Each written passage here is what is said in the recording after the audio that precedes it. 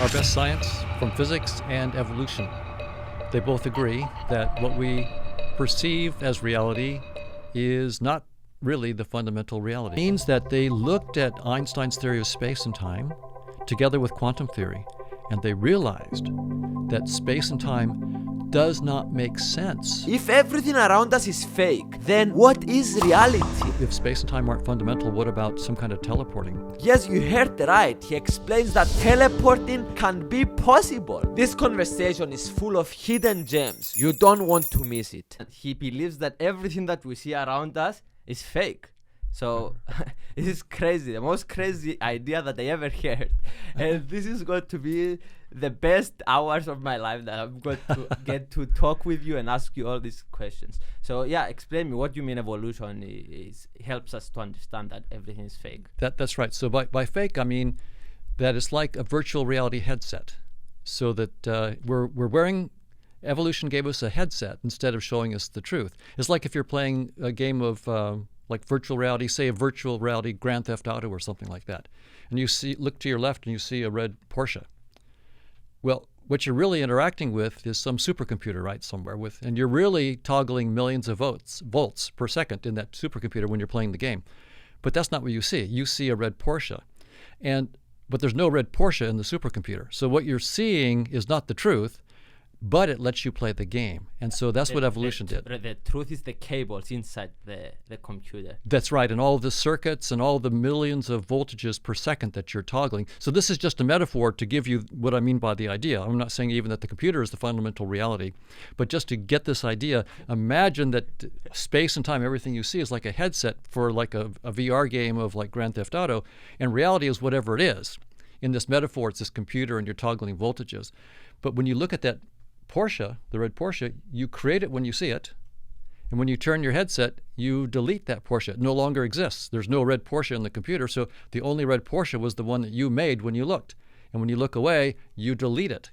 And so that's what evolution, now by evolution I mean the theory that we've all been taught, evolution by natural selection, Darwin's idea, but it's been turned mathematical. So in 1970s, a British mathematician named John Maynard Smith took Darwin's idea and turned it into what's called evolutionary game theory. So we can actually use it to prove theorems. And one question that's a very natural question is, well, if evolution shaped sensory systems, did it shape them to see the truth or not? So we might think, well, you just have to have a beer and chat with friends and everybody can have their opinion. Well, this is different. Evolution is a mathematically precise theory, so it's actually going to be a theorem of that theory whether or not we see the truth. So that's what we went after. So if evolution theory is right, then what you are claiming here, then it has to be right. And you said that you proved that. Can you explain me how you proved that? Right. Well, so first, your point is very important, that if evolutionary theory is right. So, I mean, as a scientist, I study our best scientific theories. It doesn't mean that I believe that they're the final word. I don't believe any scientific theory is the final word. I believe that 100 years from now, the scientists will look back at us and say, we have much better ideas now. So that's like we do from the old scientists. Exactly right. So I'm not dogmatic about evolutionary theory. I'm just saying it's the best theory we have so far. So as a scientist, it's my responsibility to study that theory until we have a better one. And that theory, it's a clean mathematical theorem, which is really quite interesting. I can explain at top level the idea behind the theorem. So in evolution, it's like a game. Like when you play a video game, right, you have to get a lot of points as quickly as you can and not get killed. And if you get enough points and you don't get killed, then you might go to the next level of the game. So it's all about collecting points. If you just sort of lollygag around, you're going to die and you won't go on. In evolution, it's called fitness payoffs. They're like the points in the game. So this is the mathematical theory of evolution that John Maynard Smith gave us.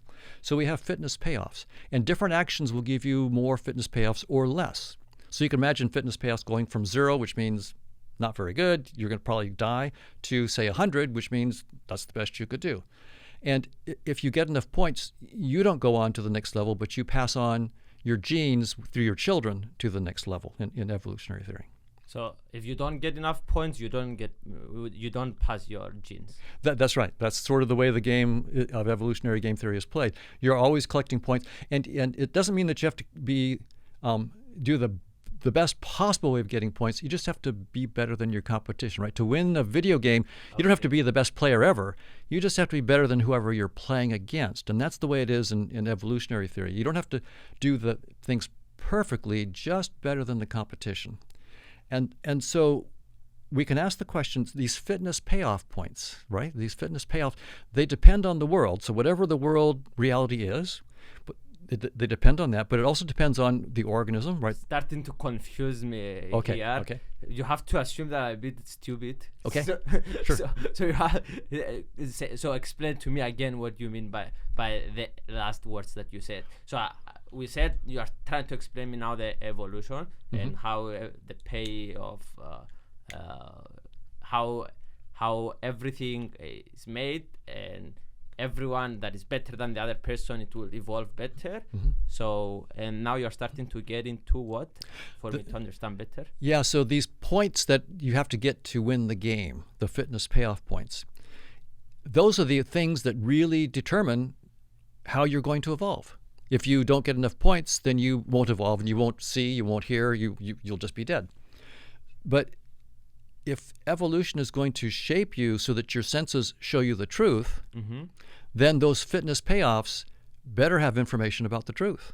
If they don't have information about the truth, so you can, to make a long story short, you can count the number of fitness payoffs total, and then you can count the number that would actually preserve that information about the world structure, and divide.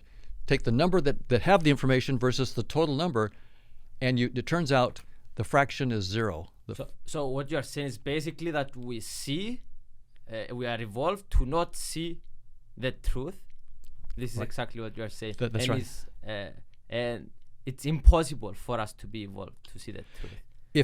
If we take evolution by natural selection seriously, then that theory tells us the probability is precisely 0 that you will see any of these world structures. There's only one world structure that's accepted. It's called a measurable structure. But other than that, there's no structure that's accepted. So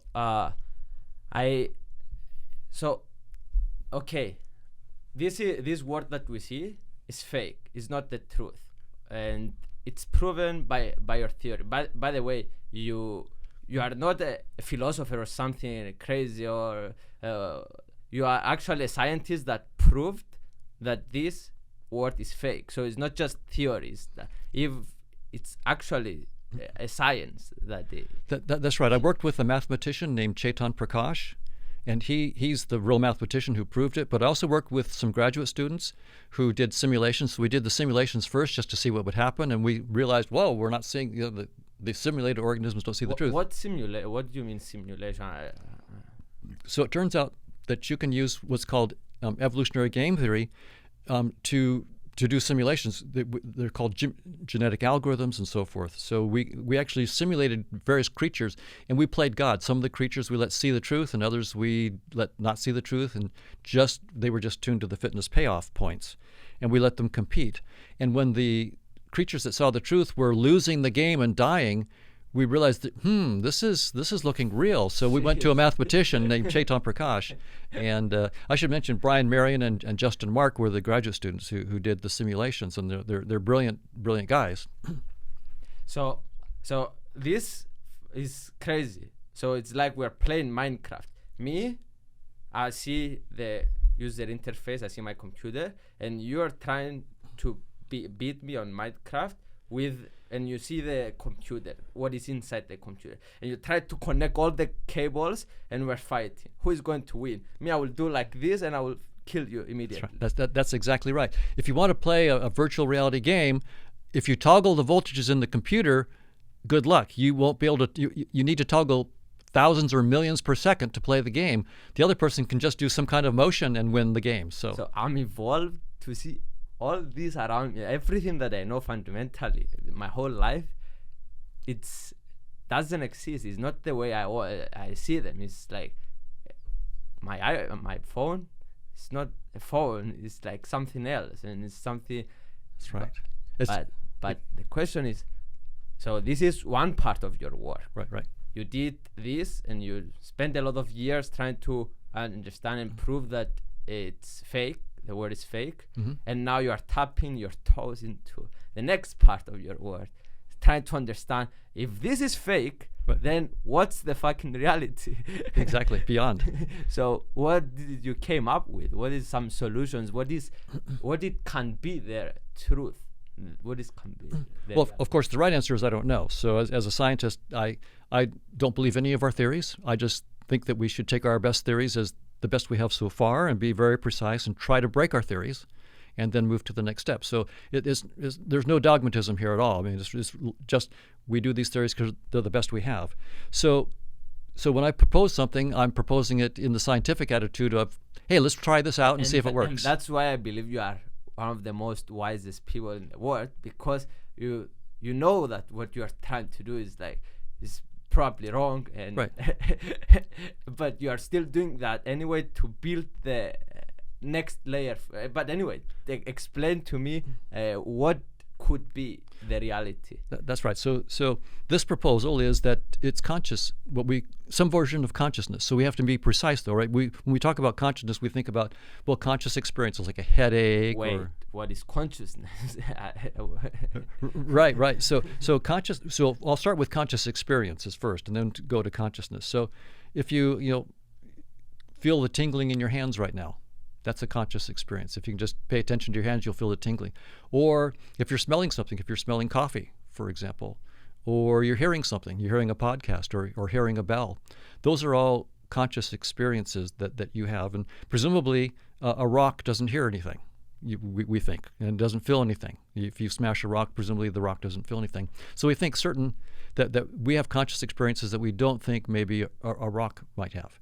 And then there's the notion of the conscious subject that has these experiences, right? So you're aware of the sounds that you're hearing, you're aware of the feeling in your body, you're aware of the smells, but if you get rid of all those things, you notice that you're just aware.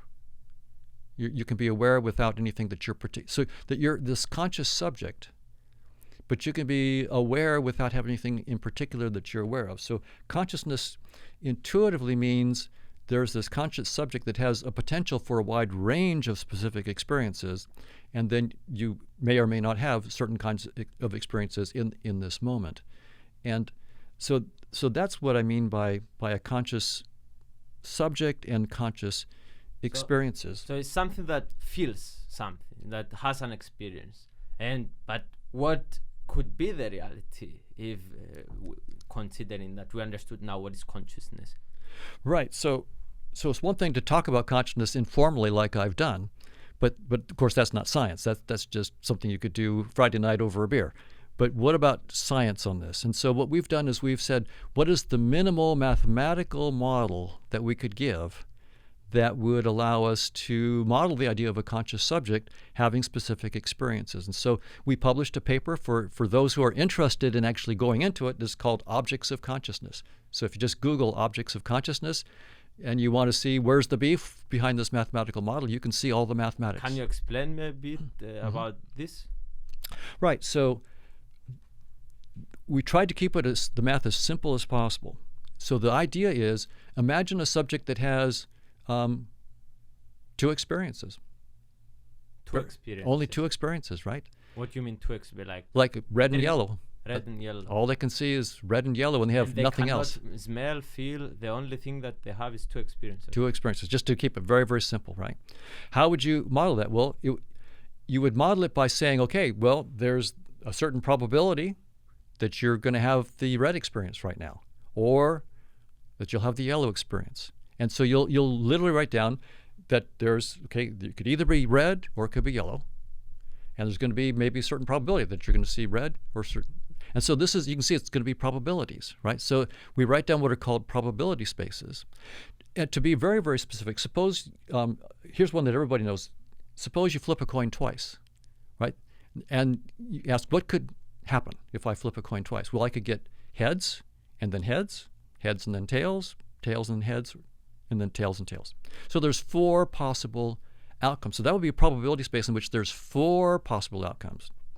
And But before you do the experiment, you write these things down. We call it the probability space for the 4 outcomes: heads, heads, tails, heads, tails, tails, and so forth. Heads, tails. You write that down. That's your probability space. But you haven't done the experiment yet. You're just waiting to do the experiment. And this is what every scientist does. You write down your probability before you do experiment, your space, and then you have to do the experiment. So in consciousness, I write down this thing. Okay, this is what I'll call a conscious agent, and it can see red or yellow. There it is. But that's just the structure. But then you actually have to have an experience like red or yellow. So those experiences are the conscious experience that you have, but the structure itself corresponds to your awareness prior to any experience. So this mathematical structure that says here's the possibilities, that's the mathematical structure that is pointing to an awareness without any specific content right now. But then when you have a specific like red come up, then you have specific content. So we call these things conscious agents. So you could have a conscious agent that only sees red, only one thing, red. And then you could have another one that sees 1 million things or 1 billion things. And so it's all mathematics. And it turns out when you look at the mathematics, when conscious agents interact, they actually form a new conscious agent. They satisfy the definition of a conscious agent, and so they are a new conscious agent. So you can build from elementary agents that only experience one thing, you can build agents that see as many things as you want. And it's really quite interesting because if you have, say, an infinite number of conscious agents, 1, 2, 3, 4, 5, all the way up to infinity, right? Then it means that you have all these agents that you could get by combining them. So when you look at that, I have what we call a countable infinity, from 1 to infinity, counting up by the integers. That's the small. It turns out there's more than one infinity. That's the smallest infinity. We call it Aleph 0. But when you look at all the ways that the conscious agents could combine from all that infinity, it turns out the number of combinations is a higher infinity. We call it Aleph 1. And then when they combine, they go to a higher infinity. 1 second, for me to rephrase what you said. So you said basically that, let's say I'm a conscious agent, and you are a conscious agent. When we are talking now about if this is not real, then what is real? And this is just one case that might be. So I'm conscious agent, you are a conscious agent. When we meet, we produce one conscious agent. Right.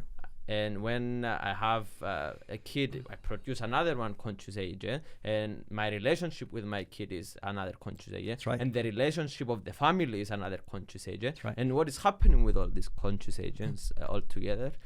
They're creating new conscious agents, a whole hierarchy of them, and the number explodes. If you start with just a small infinity, the 0 level infinity, when you just look at their combinations, you get the 1 level infinity. Then when you look at their combinations, you get the 2 level infinity. This is called Cantor's hierarchy. So a guy named Cantor, a mathematician, discovered this back in the 1800s. And there's an infinite number of levels of infinity. So there's not one infinity, there's an infinite number of different sizes of infinity. And what this theory of consciousness is saying is, oh wow, there is not one infinity, there is infinite number of infinities. And so we're always combining and getting this bigger and bigger conscious agent, but we can never get to the end. So for those who believe in God, this is a mathematical model that says this science will always be creeping up toward this ultimate one conscious agent, but we can never get there in science because we can never climb all the way up the infinite hierarchy of infinities. So this is a really interesting thing. That this is that consciousness will always transcend our models, and our models will always tell us how far we've gotten. Suppose we get to level 5 billion in Cantor's hierarchy. That would be amazing. That's been a lot of work, but 5 billion is basically nothing compared to infinity. So we'll always have this humbling realization in our science that we've gotten so far, but the reality transcends it infinitely, what we have. So the only thing that exists in this reality is unlimited conscious agents that you are presenting. That's right. That's right. And so then we have to show how space and time arise as a user interface, a virtual reality headset that certain conscious agents use to interact with these other conscious agents. So that's where space and time come from. This is our headset, that's space right. and time. That's right. That we have. And I heard you say a lot of times space-time is doomed. Elaborate on that. Yes. Now that's that's not me, that's physicists. So we've assumed for hundreds of years that space and time are fundamental reality, and more recently their union into space-time. For us to understand this, we're just saying that time and the space that we have around us doesn't exist. This is what we're talking about for everyone to understand. Exactly. That's right. So when you open your eyes and you look around and you see that a car 50 feet away from you, all that space and all the objects in that space are just a virtual reality headset. They're not the ultimate nature of reality. But this is what the physicists are saying now. So physics was about what happens inside space and time, or inside space-time after Einstein. But now the physicists have discovered that space-time, for principled reasons, cannot be fundamental. And I can tell you what those principled reasons are in a moment. But what they've done is they've said, okay, so the new generation, the younger generation of physicists are saying, this is wonderful. I mean, all the older physicists were doing stuff in space and time. We don't have to. We can go outside of space and time.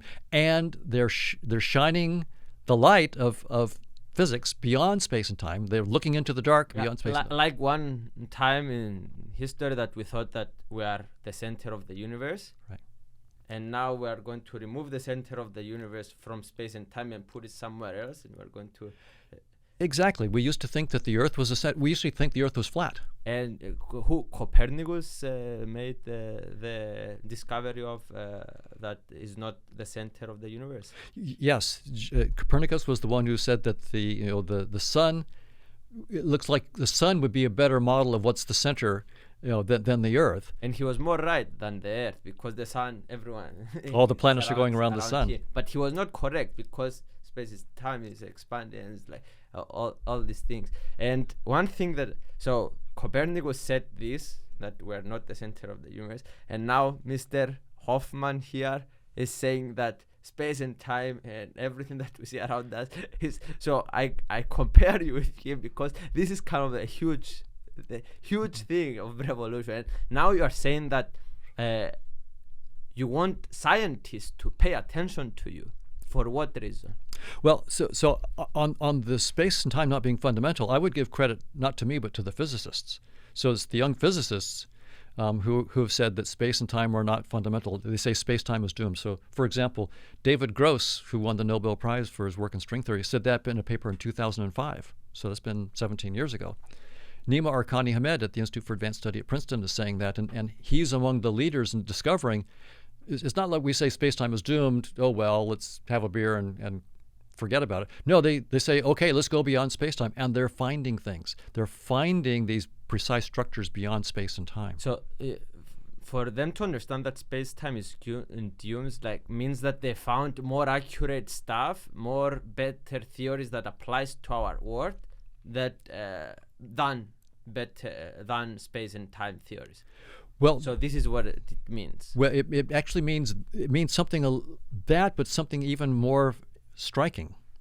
It means that they looked at Einstein's theory of space and time together with quantum theory, and they realized that space and time does not make sense.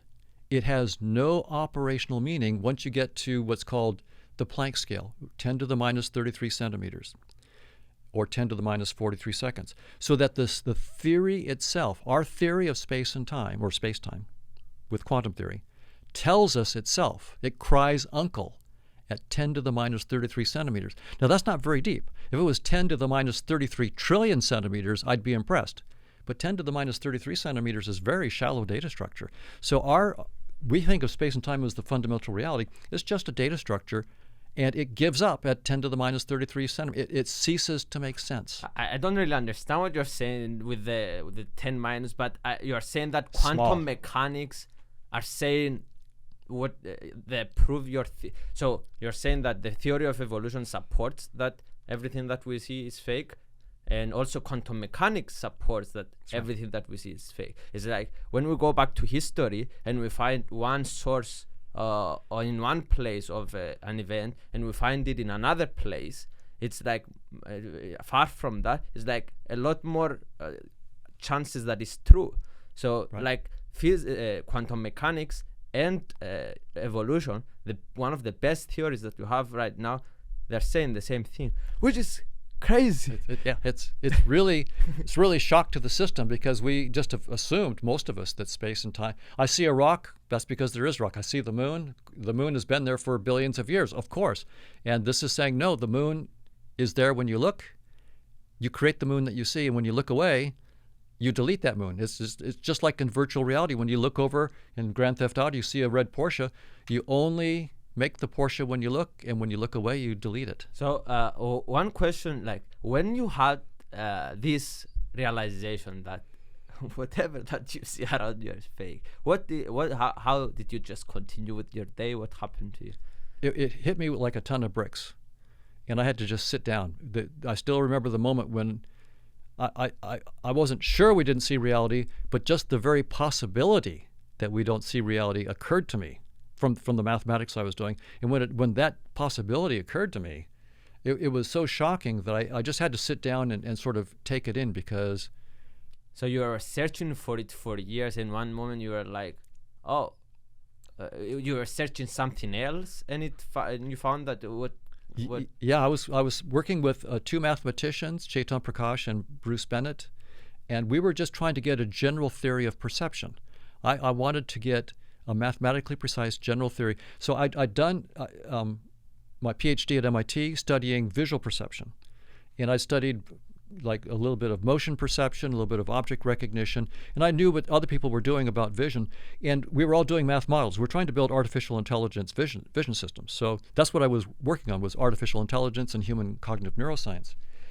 And I noticed that our math models all seem to have a similar structure. So my model of motion perception had a structure similar to shape perception, and I realized we should be able to get a general mathematical theory of perception. So it was doing that general mathematical theory, and we eventually published it in a book called Observer Mechanics. So if people are interested in self-torture, it's 300 pages of math. But so Observer Mechanics, we published that in 1989, but it was doing the mathematics for that book that in 1986 I realized, whoa, in talking with Bruce Bennett and Chetan Prakash, I realized, wow, this is like, we might not be seeing the truth. This math might allow that possibility.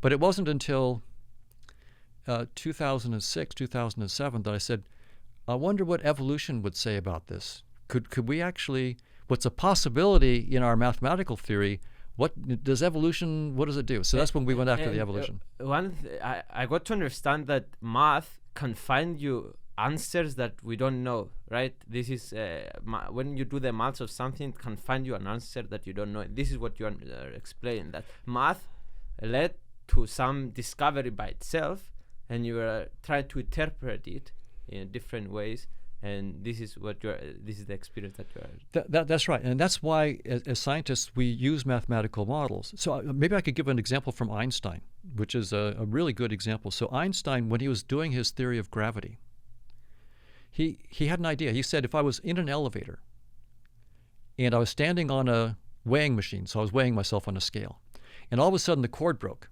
so the elevator went into free fall. He said, I would all of a sudden weigh nothing. All of a sudden my weight on the scale would be nothing. And he called that the happiest thought of his life, because that was sort of like, that was the big insight that led to his theory of gravity.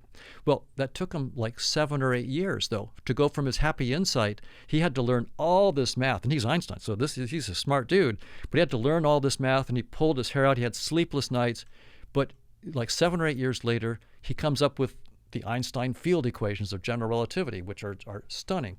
So he publishes them in like 1915, I think, or something like that, or 16, something around there. A year later, this German guy who was fighting in World War I, smart enough to have time to work on Einstein's equations, I don't know, he's out of my league, but he discovered a solution to Einstein's equations that Einstein never guessed about. It's what we call black holes. So he wrote back to Einstein, and Einstein didn't know that, and he didn't like it. He did not like it. He disbelieved in black holes for many, many years.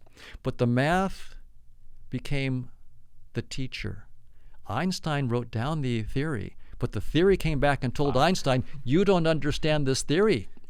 It's deeper than you thought. There are things called black holes. And now we found them. We're taking pictures of black holes, but Einstein disbelieved his own theory. So that's why scientists do mathematical models. It's one thing to say, this is what I think. It's another thing to say, this is precisely with mathematical precision what I think, because then you can learn from your theory. And that's why we do mathematical models. It's beautiful. I'm sorry, mathematics, that I hated you when I was younger in school. It's one of the greatest gifts that humanity has. So anybody who really wants to make a contribution in science, learn as much math as you can. It's an incredibly wonderful tool. So why you? Why you had this thought? What is about your background that led you to have this thought? Out of 7 billion people, 7 point whatever, 0.8 billion people, why you? Well, partly at the time, it was, right. I couldn't have had these ideas if John Maynard Smith hadn't done evolutionary game theory of Darwin. So, I'm sort of lucky that all these brilliant people had come along and done all this good work. But the idiosyncrasy of my background was that I was raised straddling science and religion. My dad was a Protestant fundamentalist minister, and so I got one story on the weekends on church, and then at my science classes at you mean a pastor? Yeah, that's right, an associate pastor, and then a pastor as well. So I would get one story about the creation of the universe and the age of the universe. It was only 4,000 years old or something like that if I was talking to the people at church. Whereas if I was talking to scientists, well, it was estimates are right now 13.8 billion. So there's a little difference. You grew up with scientists? Who was a scientist? Oh, my school teachers in high school and junior high and so forth, but especially in high school.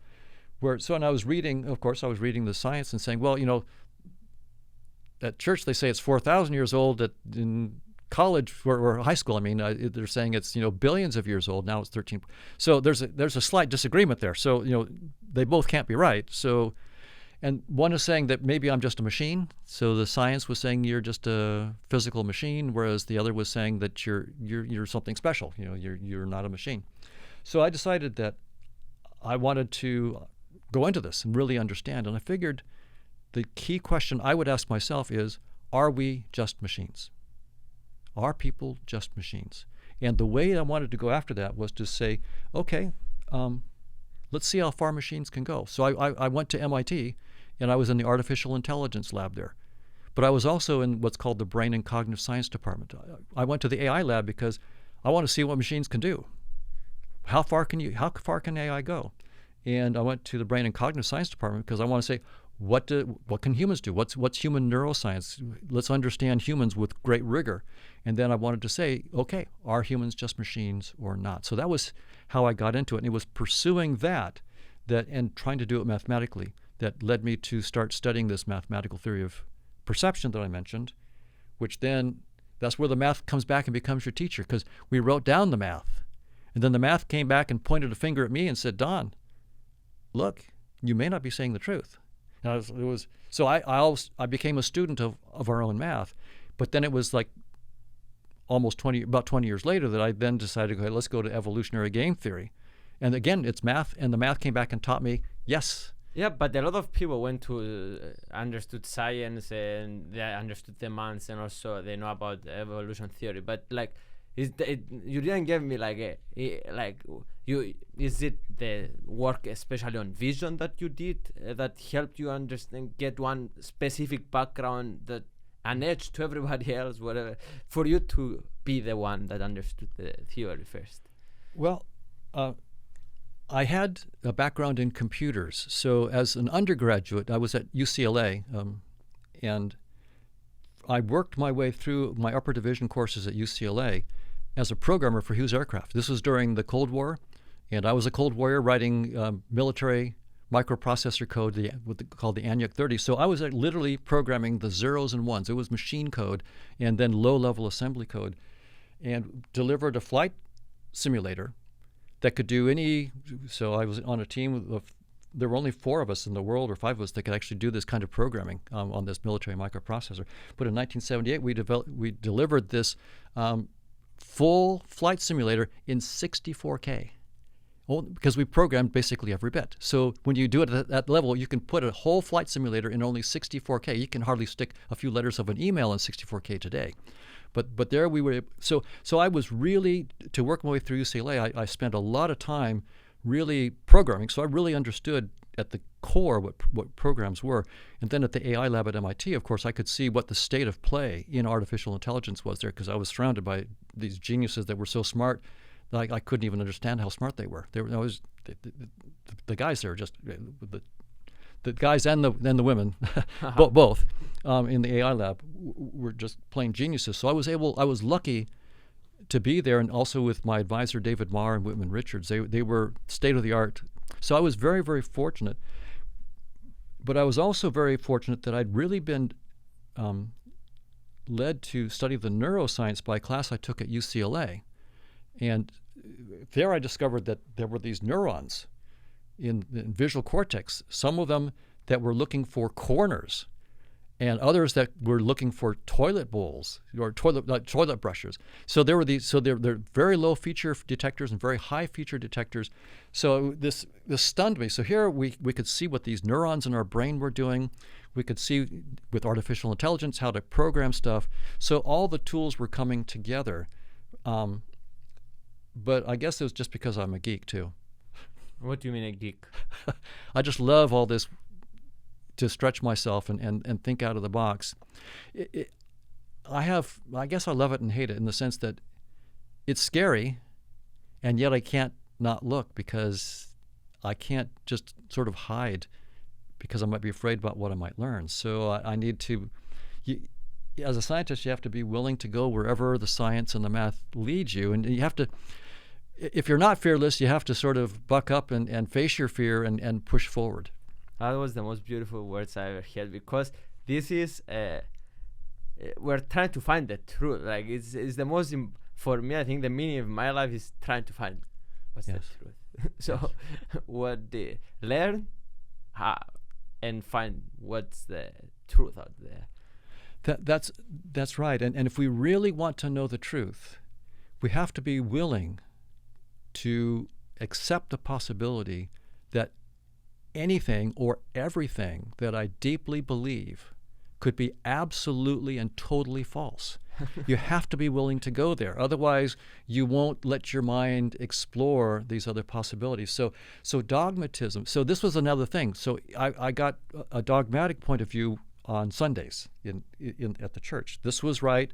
This is the final word, and you shouldn't question it. If you question it, that even the act of questioning it is wrong.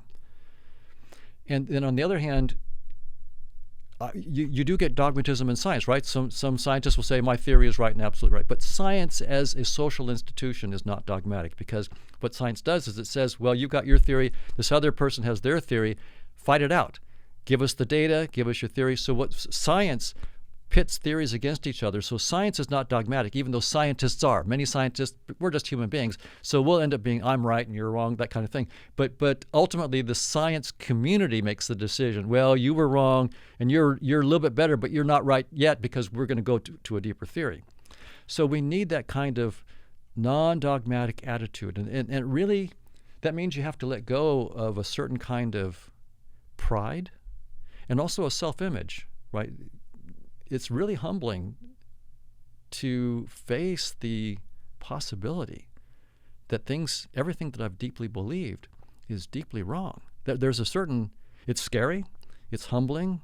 I would rather say I've been right all along and you're wrong. That's much more comfortable for us. But when you're dogmatic that way, then you can't learn. So the only way to open up and learn is to be willing to be wrong on even the things that you think are really, really, you can't be wrong about that. So you've got to let it go. How we think outside the box. We question everything that we know. You have to question everything that you know, and this is where mathematics then becomes a useful guide, because it's easy for us to fool ourselves. Gives you hints. It gives you hints, but it also forces you not to I'm the happiest person alive. This is cool. Yeah, it gives you hints, but it also, in some sense, if I'm trying to just win a debate with somebody and show that my idea, it's what's really clever in a debate is to use your terms sort of loosely so that you can wiggle around, and someone tries to pin you. Well, I didn't mean it quite that way. I meant, and so you can with mathematics and science, it's very, very different. You say with mathematical precision, this is my theory. And this, if I'm predicting this, if this is wrong by even 1 decimal point, I am wrong. So the key is to make your ideas so precise that you can say, this experiment, if it came out this way, would prove me wrong. I would have to change my theory. That's how you make progress. It's not trying to win a debate. If you just are out trying to win debates, have fun, we'll be spinning circles forever. If you really want to learn, you have to say, here's precisely what I mean, and this is what you could do to prove me wrong. Until you can tell me what would prove you wrong, I'm not interested. We're not playing science. So it's really that kind of putting it on the line.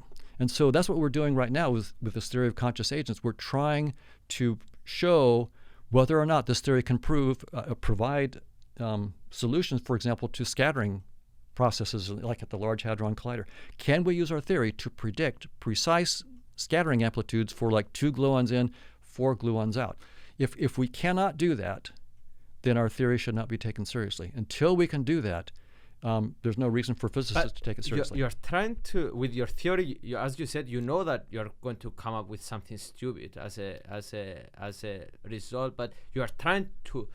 It's like we are the center of the Earth. You're just making the next assumption. Okay, what could be next? Is it the center? Is the center the sun?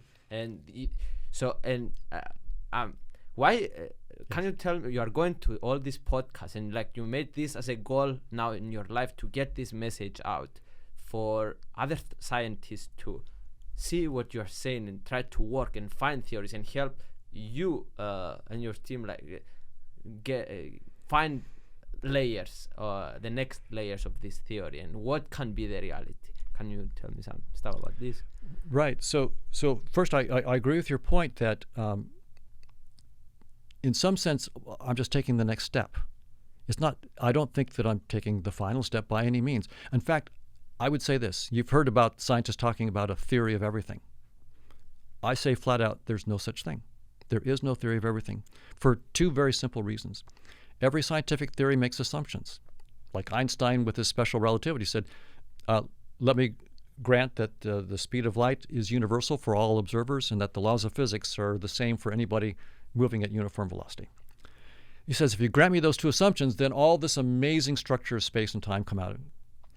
But of course, what about those 2 assumptions? His theory doesn't explain those 2 assumptions. So you'd say, well, I'll get a deeper theory that explains those assumptions. But your new theory will have its own assumptions. You can never have a theory without assumptions. And those assumptions are the miracles of the theory. They're the things that the theory can't explain.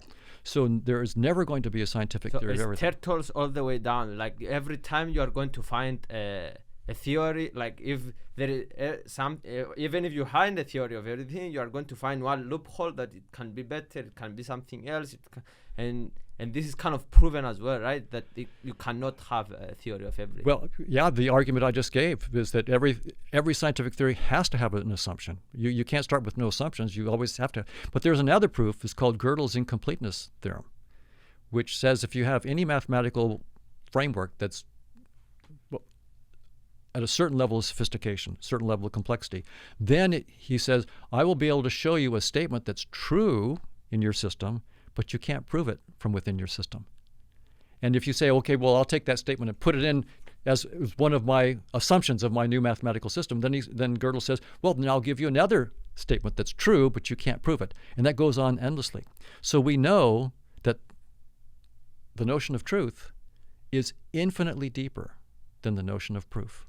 So what we're doing in our mathematical models in science is we're coming up with these mathematical systems where you can prove all the implications of your theory.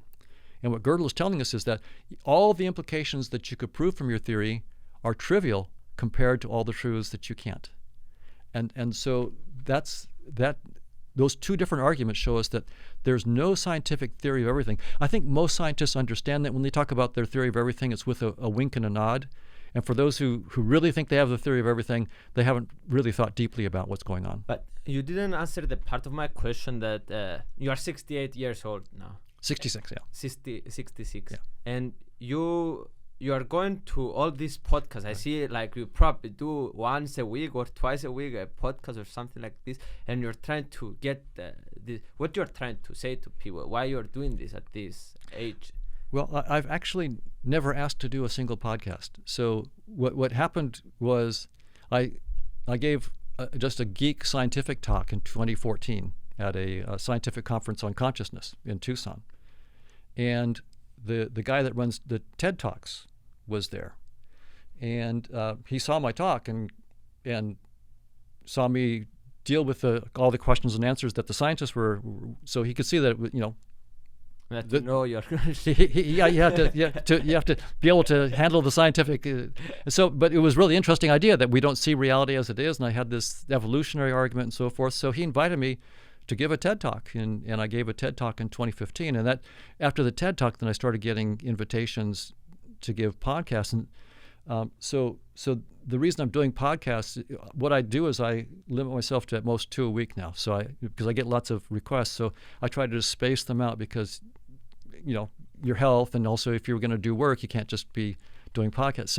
So I just space them out. So I haven't. It's funny, as you're right that I've done like scores and scores of podcasts, but it's only because I'm asked, and I do enjoy talking. I mean, I taught classes, like I taught Introduction to Psychology for 35 years or so at the University of California. So I'd have a classroom of 450 18-year-olds in the class. And so I learned in teaching that class for many, many decades how to take the ideas in cognitive science and psychology and make them of interest to students who would rather be on their phones and doing anything else except sitting in this big lecture hall listening to some geek talking about this stuff.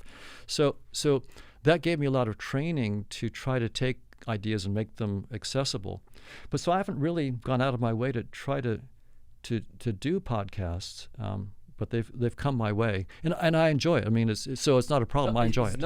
It's not with the goal to get your message out and get more people involved with your idea. It's not.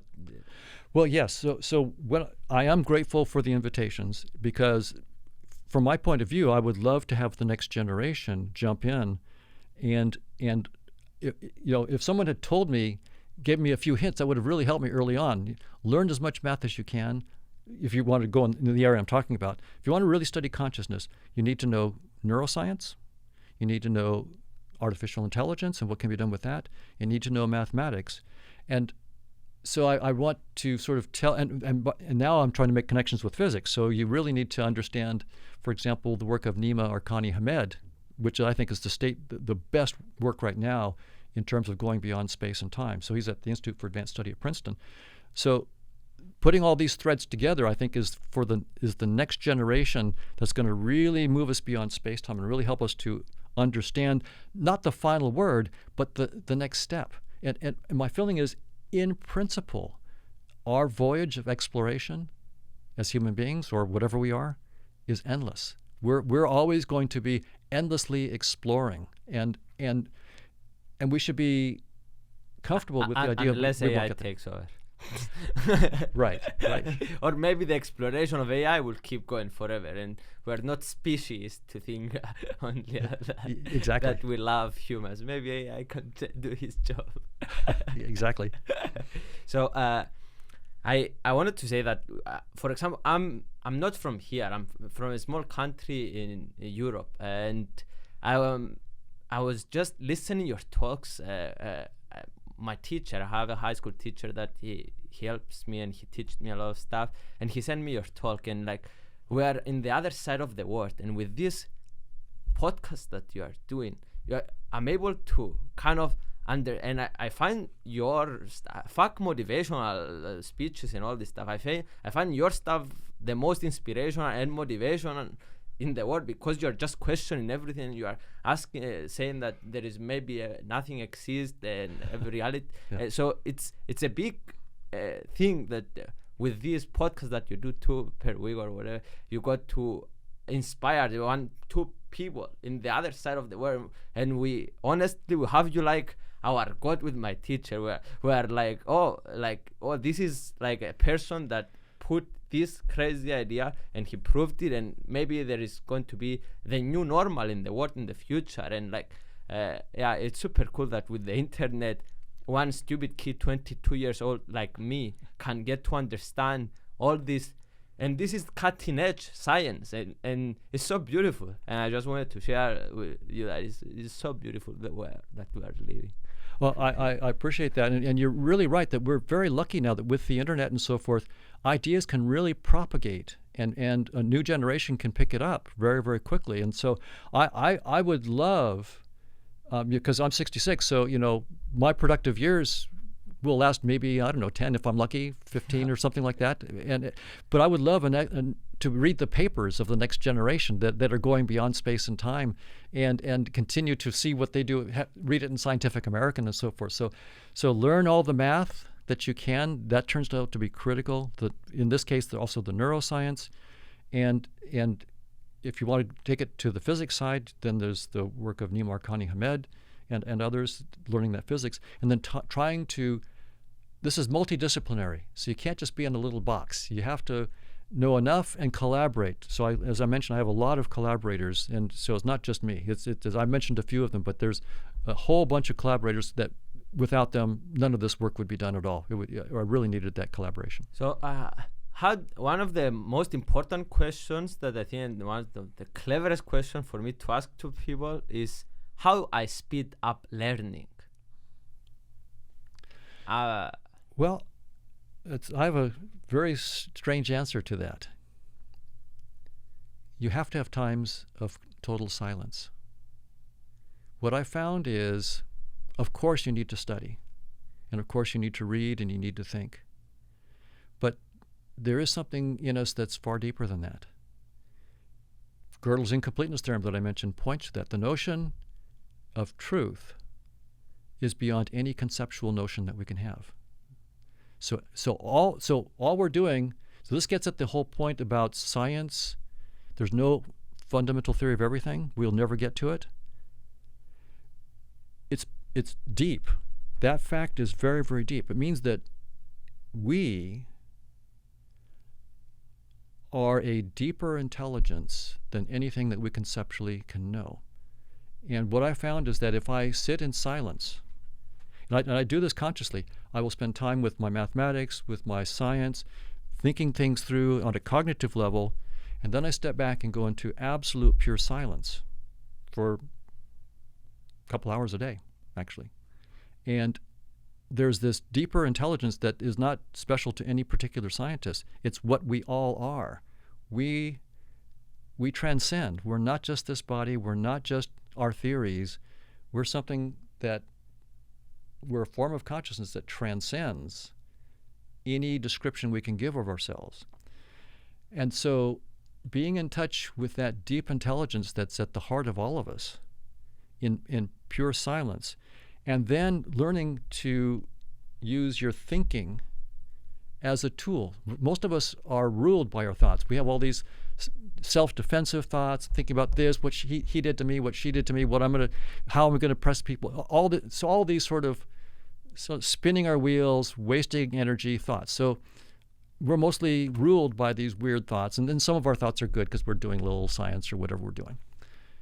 But this point of view in which you just learn to let go of your thoughts and smile at your thoughts, instead of being ruled by your thoughts and identifying with them, to be able to stand back and just look at your thoughts and go, oh, there I'm being defensive. There I'm trying to impress people. There, whatever it might be, just to see them for what they are, and then to step back and say, wait, thought is a useful tool.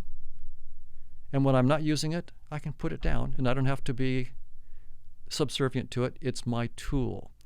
I can go into silence. When in silence, I have an infinite intelligence that I can get in touch with, just sitting there in silence. And then from that infinite intelligence, you can go back and take back a little bit that you can put back in your conceptual world and make the next step. So what's really fun is it's really self-exploration. You're really, in silence, you don't know yourself intellectually, you know yourself by being yourself.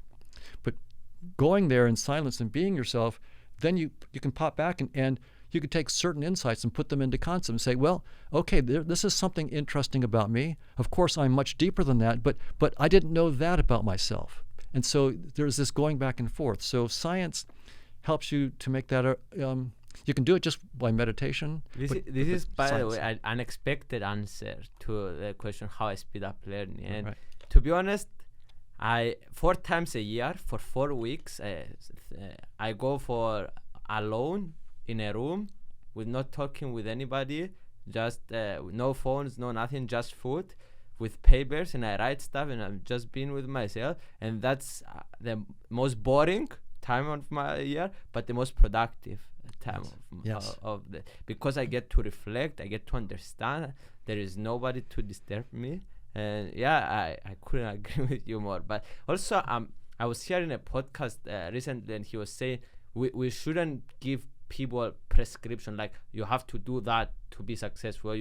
Everyone should find their own way. Maybe you go running, and that's your meditation and getting to know yourself.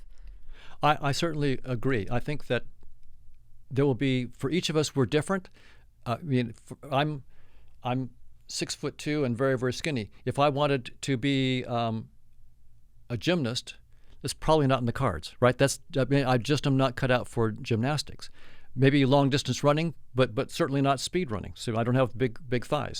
So each of us is going to be very, very different in our physical and the kinds of sports activities we can do. It'll be the same thing cognitively. I mean, some people are maybe listening to music will be what they need.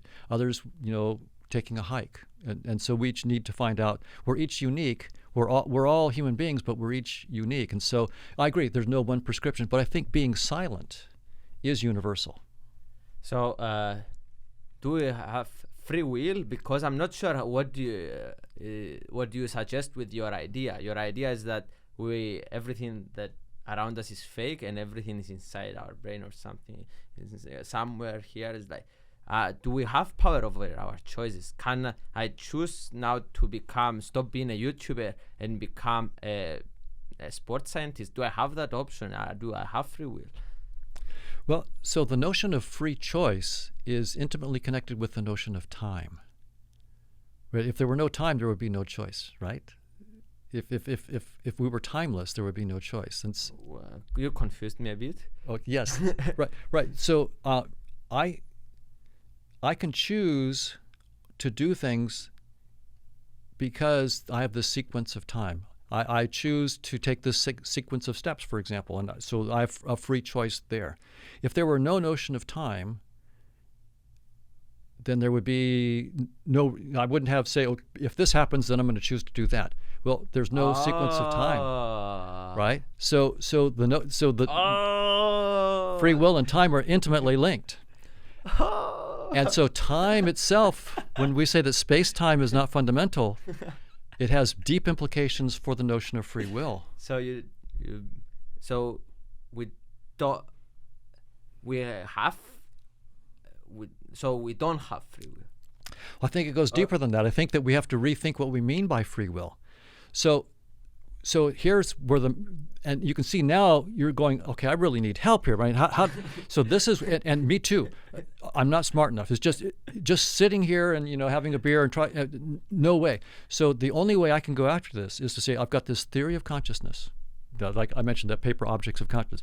So when I ask this kind of question that you're asking, I of course I try to think about it abstractly, but then I say, okay, what does the theory say? I'm not saying my theory is right, but if I'm going to think about this, so here's one thing the theory says. The theory says it's possible that the dynamics of consciousness. Which theory? The one that you... Our theory, the Objects of Consciousness theory. So the one that we published in 2014. With the theorem, with evolution, right? Well, that's a separate paper. So I've got... you have so many theories. I have over 100 publications, so it's of papers, scientific papers. But so the theory of consciousness, though, is separate. Then I've got several papers that prove the theorems about evolution. But on the consciousness side, it turns out it's possible to write down a dynamics in which there is no time. Even though there's a dynamics, you might say, how could you have a dynamics without time? There's no what we call entropic time. So in our world around us, right? Everything, we talk about entropy increasing. The world is running down. Things fall apart, things decay. And that's called the second law of thermodynamics. Everything decays. And physicists really tie that tightly with time, that the arrow of time is tied to the second law of thermodynamics, entropy always increasing. Well, it turns out you can have a dynamics of conscious agents in which the entropy never increases. So there is no entropic time. But here's the remarkable thing. It's a trivial theorem to show that if you take that dynamics that's timeless, no entropic time, any special viewpoint on it, so what we call a mathematical projection, but just like I'm taking a special viewpoint on this dynamics, you will get entropic time as an artifact of the incomplete information you have by looking at it from a particular point of view. In other words, our perception of time could be not a deep insight into the nature of reality, but merely an artifact of the fact that we're not seeing reality as it is, we're only getting a projection of reality. So reality itself could be timeless, and we're perceiving it as having an entropic time because of our incomplete information. So this completely changes what we mean about free will and choices, because we think about choices as occurring at different times. So we, in other words, we have to go from 2D chess to 3D chess now. This is the 3D chess game that we're playing, not just a 2D chess game when we start talking about free will. So there could be a notion of choice among agents. But when I look at the mathematics of that, so when I interpret the probabilities as choices, it turns out that you can do it that way, but it turns out that then, because agents combine to create new agents and ever bigger agents, and each agent will have its own contribution of choice. So the littlest agent to the biggest agent are all interactively contributing to what we would call the choice of the one big agent. And so it's really, it turns out to be an incredibly interesting dynamical systems approach. It's a scale-free way of modeling what we might call free choice. And so, as you can see, once again, who could think that way without the mathematics? I would never have gone there, but it was only by studying the math and becoming a student of my own theory that the theory itself said, Don, you're thinking 2D chess. You got to go to 3D chess here. You got to think about like conscious choices flowing up and down this whole network of conscious agents. Now you make me think of, like, okay, let's say that you are right, that your theory is right and this is fake. Like, and space-time doesn't exist. What a world without space-time, and what a world without this word looks like. Can you walk me through what do you imagine a world without anything? Well, we know. What's crazy. Interesting is the way I think about it is that this is just a virtual reality headset. So space and time and physical objects, the sun, moon, and stars. And this is all just a VR headset. It's only three-dimensional. It's not very impressive, actually. I would, for a lot of problems I'm trying to think of, I would love to be able to imagine things in 8 dimensions or 10 dimensions or 1,000 dimensions. So I'm terribly unimpressed. So there are thousands and there are countless other headsets that we could have. This is perhaps one of the more trivial ones. We may be among the more trivial, the more boring conscious agents, the more trivial. We're playing Pac-Man. We have so many games to play, and we're playing the most boring. We're playing, and we think that this is the whole thing, and that's another thing about this. We're afraid to let go of it, but it's also pretty intriguing. What could be beyond very sexy, this? Very appealing. Very appealing. So once you let go of the you realize, wow, there's infinite possibilities, and probably my guess is consciousness is exploring all of them. Consciousness is, in other words, what is if consciousness is fundamental, what is it doing and why? And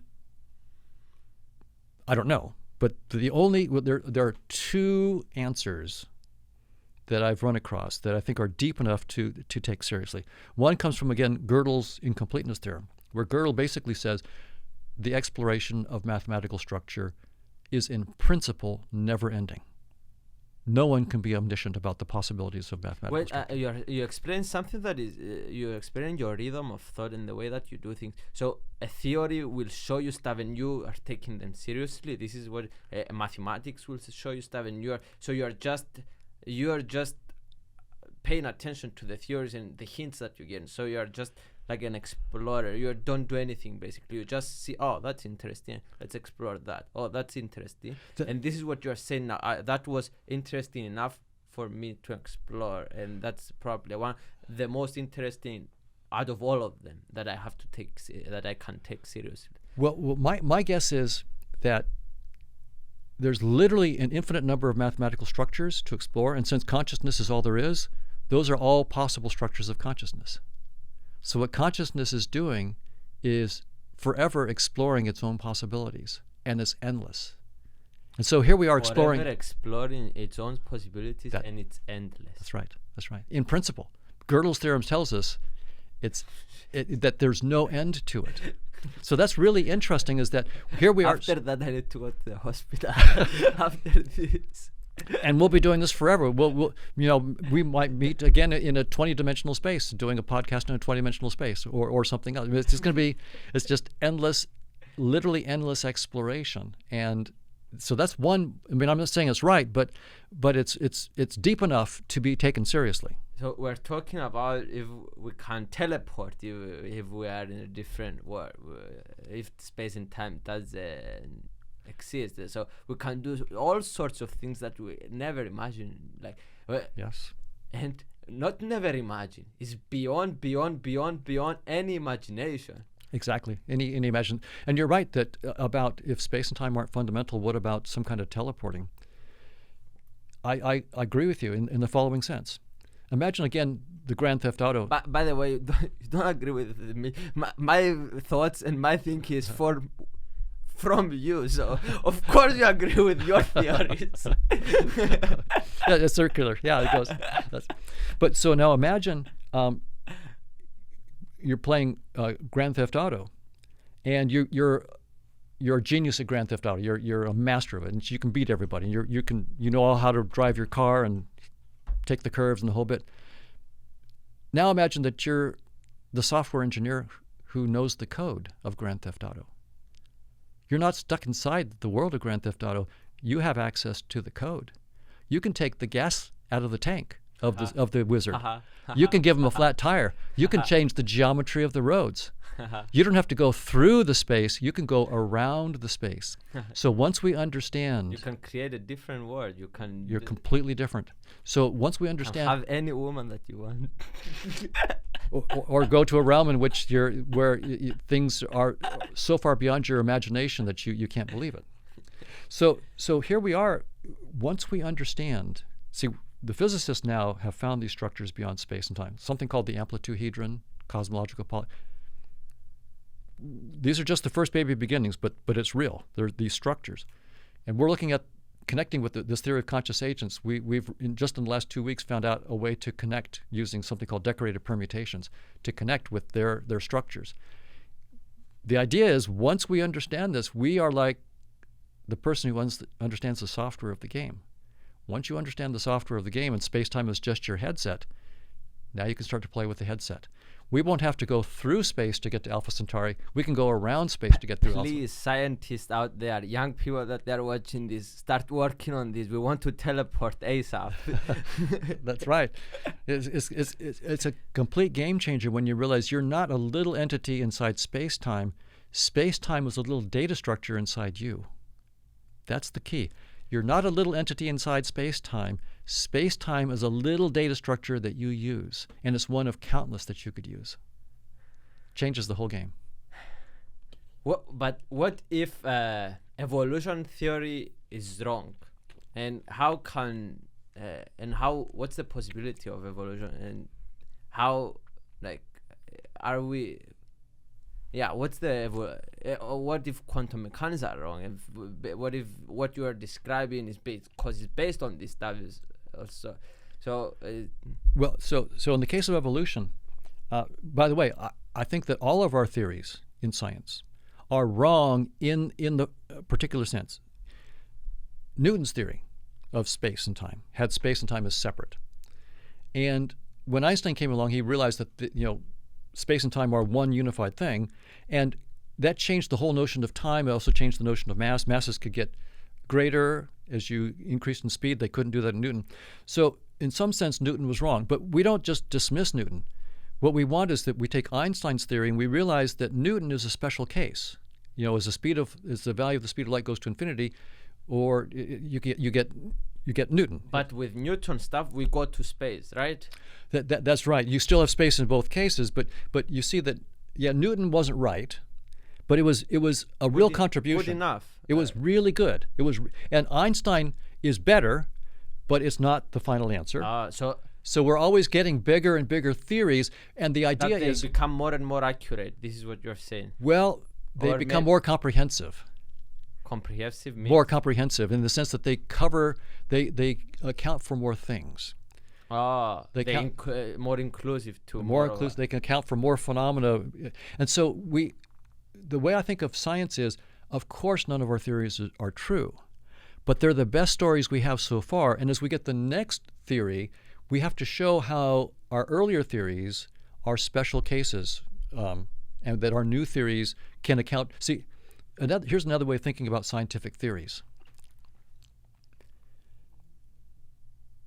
I'll be very, very concrete. In the 1800s, Michael Faraday, a British experimental physicist, did scores and scores of these brilliant experiments with electricity and magnets and frog legs twitching and so forth.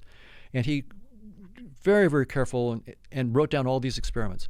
A guy named Maxwell, James Clerk Maxwell, looked at all of the experiments that Faraday had done over many, many years, and he realized that he could capture all of those experiments in a few equations.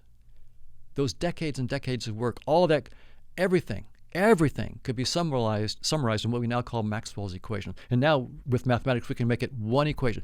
So all that work of Faraday is one equation, the Maxwell equation. You could predict so our theories, one way of thinking of them is it's a compact way of saying for all these experiments, this is what's going to happen. So it's like a data compression scheme. So that's one way of thinking about our theories. But as I said, our scientific theories will never be a theory of everything. And so in some sense, if you can never be a theory of everything, there's a deep sense in which you're not the final answer. You're not the truth with a capital T. You're just an exploration of, like, part of the metaphor of the elephant. You feel the trunk, the leg. You're feeling the tail. You're feeling the trunk. So the theories are getting different parts of reality, but the reality transcends. And I think we just have to, as scientists and as human beings, recognize that our theories will always scratch the surface, but we are that deeper reality. So you're not. But we are. We are that deeper reality. You are the consciousness that transcends any theory that you can have of yourself. So you can know it by being it, but you can't know it conceptually. So in the case you asked of evolution specifically, my guess is that at the level of this theory of conscious agents, I don't need to have competition, limited resources. There's no notion of time I don't have to have. So the whole framework of evolution by natural selection, in which time is a limited resource, there's limited amount of food, limited amount of mates, we're competing with each other, that could be an artifact of the projection of a deeper reality in which there's cooperation, unlimited resources, and no time constraints. Now, I don't want to make that a hand wave. I'm saying I propose that we get a mathematically precise projection of a theory of conscious agents where there's no competition, no limited resources, and show that when you take a particular projection of it, you get evolution by natural selection as an artifact of that projection. I'm not sure if I understood. So in other words, evolution by natural selection is the way things look to us because we're stuck in a headset. If we didn't have the headset, we would realize, I'm not separate from you. I don't need to compete with you. In fact, you and I are one consciousness, and there's unlimited resources. But when we put on this headset, now all of a sudden there's this notion of time, limited resources. I have to fight for you. Oh, there is this time thing. There is this. That's right. So, so it's one thing to say it casually. What I'm proposing, and this is a great project for someone, to take the theory of conscious agents and show that if you assume no limited resources, no competition, that you can find a projection of that to an information losing projection of that where you get time. That's done. So we know that you can get time as a limited, so that's done. But get time and competition and all of the framework of evolution and natural selection coming out not as fundamental reality, but merely as an artifact of the projection of a reality that's far, far different. So that's how I think science progresses, is that our current theories are really the best we can do from our current limited perspective. And as we go deeper, we take on a new perspective and we find the old theory as a projection, perhaps an artifact of a deeper perspective. And that's the way science progresses. And that's what consciousness, perhaps in this one model I was saying of, the Gödel incompleteness model, that's what consciousness is doing. Saying, well, let me try looking at myself from this headset. Oh, with this headset, okay, now I'm competing. We're fighting, nature red and tooth. Oh, that's an interesting way of looking at myself. Of course, I'm not that, but it's interesting. I could see myself that way. Everything, all the relationships that we have, all the stuff is questions here, all the competition, like for what we're, like, what is the meaning of life then? If everything that, for example, some people is to find happiness, but what is even happiness in this? Like some of the people is to become rich and famous, but what is that? So what should be the meaning of life? What should we? Well, from this, of course, again, I'll say I don't know, but so I'm just going to give you my best ideas, and and by the way, clever people say I don't know. Well, and it's really, if you don't have that attitude, you'll look stupid in a few years. You'll just look stupid because science will move on, people's understanding will move on. We look back at the physicists of like the 1890s. Many of them said, we're done. Newton is right. And we look back and we go, you guys were smart. How come you thought that you were done? Many discouraged young people from going into physics because they thought it was over. We look back and you go, you didn't understand anything. You didn't know quantum theory. You didn't know Einstein. I mean, Newton is wonderful. It's a beautiful, deep theory. But the final word, no. You shouldn't have fallen for that. So at every stage, we should have that kind of humility that's a century from now, they're going to look back on us and go, you didn't know diddly. So that's sort of my attitude about it. But I think that my attitude about what we're doing here is to really explore our possibilities as consciousness, to really, and that as long as we're not attached to any one approach, then we will have the freedom to, like, catch and release. We learned something new, okay, we move on. But right now we tend to cling. And so for us, the meaning of life is, do I have a good car? Do I have a nice house? A good partner? Something like that. And the reason we're stuck in that is because we feel incomplete. We feel like we don't understand that what I think of myself as this story. I'm such and such a person I have this name. And I was born in such and such a year. I had these parents, I have this education, I got this car, and that's who I am. That's just a story. That's not who you are. If you let go of that entire story and just sat there and just, for example, let go of your name, let go of everything you have, let go of all, and just let go and just sit there. All of a sudden you realize all that stuff was just a story.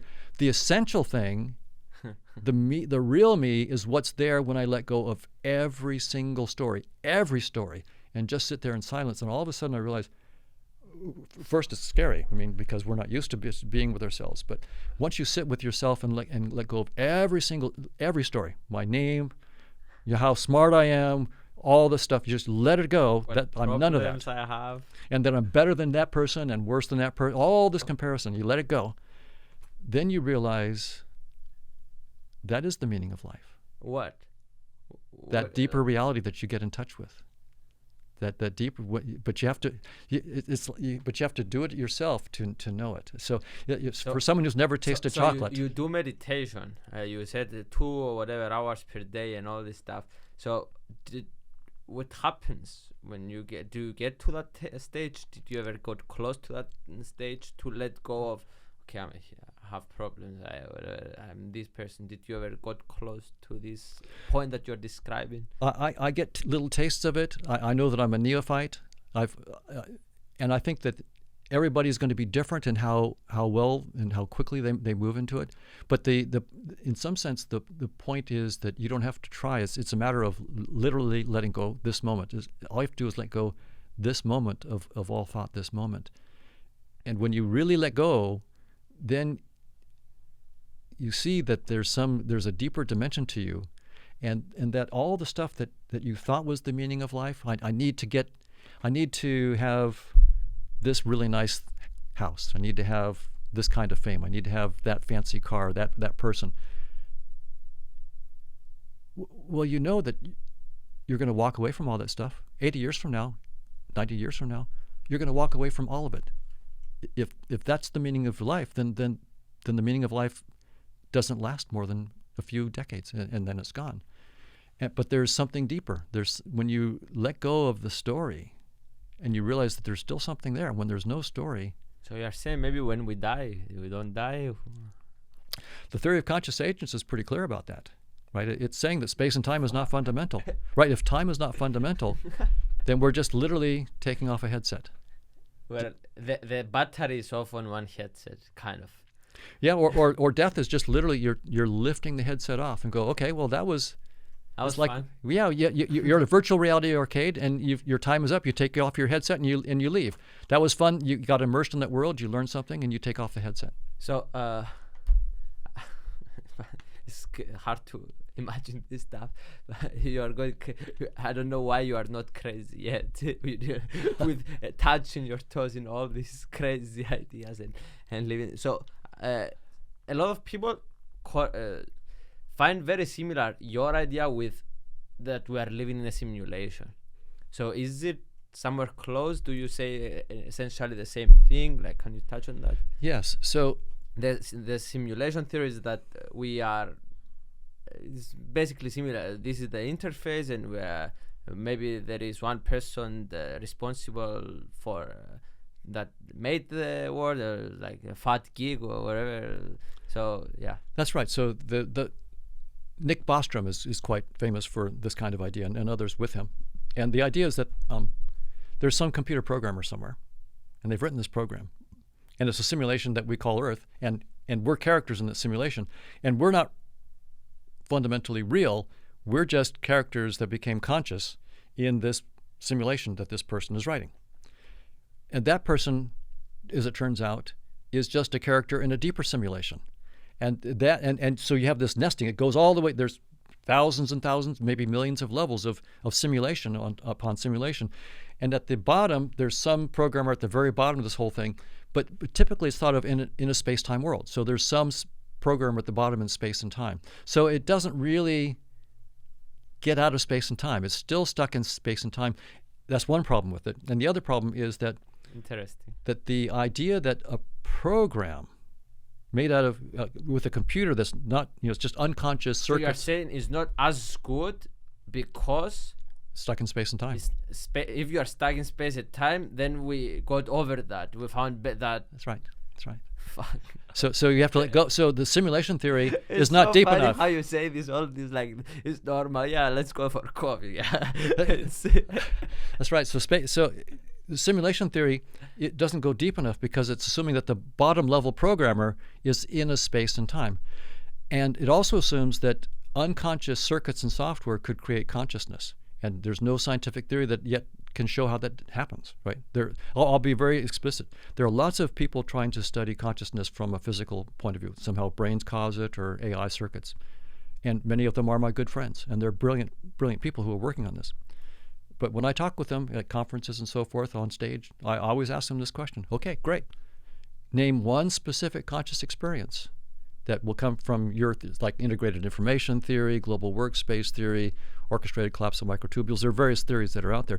And I say, okay, give me the integrated information that must be the taste of chocolate or the smell of a rose. Give me any one conscious experience that you can explain. And there's not... So you're asking them, explain me how is taste of chocolate? Where is the neurons? What is happening? That's right. And they cannot explain it. Not even one specifically. So if you like, integrated information says there's some kind of causal structure that's going to be associated. So I said, great, give me the precise causal structure that must be the taste of chocolate. Can you give me one? So they're not even wrong. There's no specific conscious experience. So that's where our state of play is right now. This is as of today. Not a single scientific theory that starts with physical stuff can predict even one specific. So there's nothing on the table. So that's why it's a key word. Starts with physical stuff. That's right. Because if you or functional stuff. So some, to be really technical, some will say, well, I have a functional theory, not a physical theory. But if you look at a functional theory, by functional theory I mean like a program or something like that. That's a functional theory. And you could say, well, in principle, a functional theory could be instantiated in ectoplasm or angels or demons, or it doesn't have to be in physical stuff. But if you look at the actual theorists, they're always assuming that the functionalist theories are physically implemented. But no functional theory or any other kind of physicalist theory has ever come up with a theory for any specific conscious experience. And I predict that none ever will. It's in principle impossible to do that. Why? Because you can't start with unconscious ingredients and boot up consciousness without magic. Start with unconscious ingredients and build consciousness. And build up consciousness. This is something that, for example, Steven Pinker, who's a professor at Harvard, points out in, I think it's his book Enlightenment Now. Pinker he knows Pinker's a genius, and he's a good friend. He's helped me many, many times in my career. He's a brilliant man. He likes the global workspace theory, that somehow consciousness is due to an architecture where there's a working memory, and things that are in your working memory have broad access to other parts of the computational system, and that somehow leads to conscious experiences of them. That's where you have the hand wave. But Pinker is very, very clear. He says he likes that theory, but he says the actual last step in which there's a specific experience, he says we have to stipulate that specific experience. There's no scientifically clean way of going from the particular architecture, the global workspace state, to that experience. So he says we have to stipulate it. And I agree with Pinker. We have to stipulate. Because you're saying a bit complicated stuff for me, just to refresh for me to see if I understand. So you're describing that nothing, we cannot create consciousness yet, and we can consciousness not. So this is what you are describing now. If you start with physical ingredients that you assume are not conscious, which we do, if you assume that the particles of space and time, like quarks and gluons and so forth, are not conscious, and you say, but I'm going to put them together in a complicated system and get consciousness to emerge. No one's been able to do any specific conscious experience. And Steven Pinker has seen that. And he says, well, so we'll just have to stipulate that last step. So we have all these nice theories, and then we'll have to stipulate that this physical thing corresponds to the taste of chocolate. This physical thing corresponds to a headache, and so forth. We'll just have to stipulate it because there's no explanation that goes across. And I think Pinker is right. I think that we will always have to stipulate it. And so my attitude has been, then if we're going to stipulate conscious experiences, let's stipulate nothing else. Our theory of conscious agents says we'll stipulate conscious experiences and nothing else. Then we'll show how space and time emerge. And what we call brains and neurons and global workspaces, those come out as just a headset description of conscious agents. I got it. But I'm curious to see what is you are 66, you said. What is your daily life looks like? You said you are meditating. Like, how do you work with all these people? How do you go somewhere with people and you brainstorm every day? Like, how do you, what Well, so it's changed. I got COVID and it took me down. So I have long COVID right now. So I had to stop working for a whole year. It took out my heart. So I had surgery I didn't think I was going to make it. So I took a whole year off. You got close to death? Yeah, I said goodbye to my wife. Oh, really? Yeah, I texted her goodbye from the emergency room. How that was? Well, the way COVID took me out was it attacked apparently my heart and gave me arrhythmias. They couldn't stop it. I was having heartbeat And at how you felt? Well, my At heart that- was going 180 beats a minute for 36 hours, and I realized, your heart can't do that very much longer. And so I said You goodbye. had all your cognitive abilities. You were. Yeah, I was alert. Completely awake, and I just realized, no heart can do this forever. And the ER had tried for 36 hours to stop it, and they couldn't. So I texted her goodbye. How did you feel when you? Oh, I was horrified. It was What do you mean horrified? It was terrifying. It was it felt You were 36 hours. You said something like that. 36. What you were feeling? All Yeah, I those felt. especially in the Well, at first I middle. thought they'll just get this thing calmed down, it's right, and then we'll. But when they had shoved drug after drug after drug in me for 36 hours and nothing had happened, I figured, well, they gave it their best shot. Science can't do this one, so I better say goodbye while I still can. So I said goodbye. It was like 4:00 in the morning or something like that. And you called your wife? Well, she was asleep, and I just I texted her because I didn't know when it was going to happen. It still could be quite a few hours, but I didn't know. So when you got that close to death, like, did you have any? You were upset. You were angry. You were like, fuck. Like you were. Mostly fear, and also you just feel so bad. When your body is that messed up, you just feel so bad that in some sense you're ready for it to be over as well, right? When you Oh, so you were like. it's like I can't live this way. There's no so I will die, and that'll be a relief. This is a horrible way to live. Fortunately, they found just not long after I sent the text, after 36 hours, they found a drug that brought me down, and then I survived long enough on that drug to get a surgery. There were 33 spots in my heart that they had to ablate. They had to burn them or freeze them to stop this. Oh fuck. So it took me a year to. So I basically did nothing but. I'm happy. Stay alive. I was going to be so mad if I never met you. Well, thank you. Yeah. So my life before was very, very different than my life after. Because my body now, I can only work and think deeply for 2 or 3 hours a day now. Before, you consider what we are doing now thinking deeply, or this is like this is fun. This is fun with a beer and chilling. Yeah, I enjoy this, and this is not trivial, but it's different than doing the doing the mathematics and so forth. So this is your hard work. This is where you spend doing the math. Like Right. I want to understand what. So now, of course, the balance is critical, and my wife is very good about trying to keep me from being a geek all the time, so she has me going out, and we hike and do things. She has long COVID right now, so she's also laid up. So we both are sort of helping each other along right now. But this is a story that many millions of people have right now around the world with long COVID and so forth. So we're not. Unfortunately, we're not special in that regard. There's a lot of people who are dealing with it. So what I do is the meditation is not optional. I meditate, and I do. And you do it because you love it. You do it because it's productive. You do it because of. I started doing it because I was 20 years ago when I was having just psychological issues and difficulty sleeping, and I realized I didn't want drugs. So it was to keep myself going without drugs that I decided I better start meditating, and it really did help. But then I realized as I went along that, hey, there's something deeper here. This isn't just about keeping yourself patched up so that you can get back to work. This is really finding out who you are. This is so it really I began to realize, this meditation stuff is just like is not a substitute for drugs.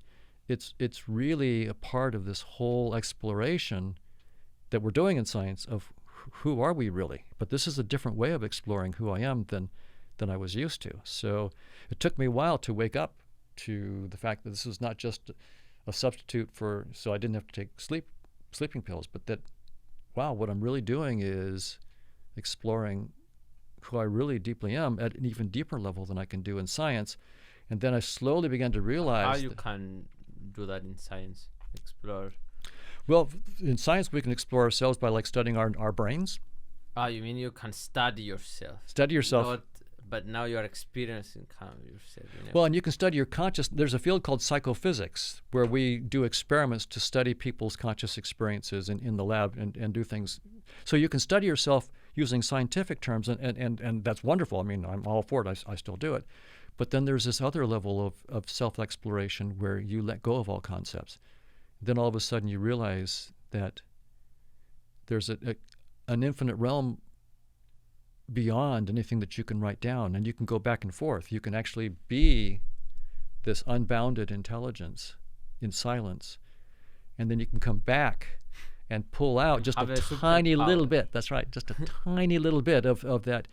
And ultimately, I think the best scientists will be those who become flexible. They go into the silence and they rest in absolute silence, in that unbounded intelligence, and then they come back and they Einstein was living alone, and he had a wife, and he was living in separate place, so that maybe he understood that as well. I wouldn't be surprised if Einstein went deep in nonverbal, deep intuitive. He even has descriptions where he says that he wasn't thinking in equations and so forth. He was thinking in much more abstract, like pictures and so forth. And I wouldn't be surprised if he, I mean, I don't know, I'm just speculating now. But I think that he went very, very deep in the sense that he went into a deep silence to come up with these deep insights that he came up with. And then he said he struggled himself to turn them into mathematics. It took him a long time. I mean, Einstein was far better mathematician than me. I struggle. To do it. You struggle. How many years it took you from the thought to come to this, to a point that you proved it? It was from 1986 until oh my God, 2011.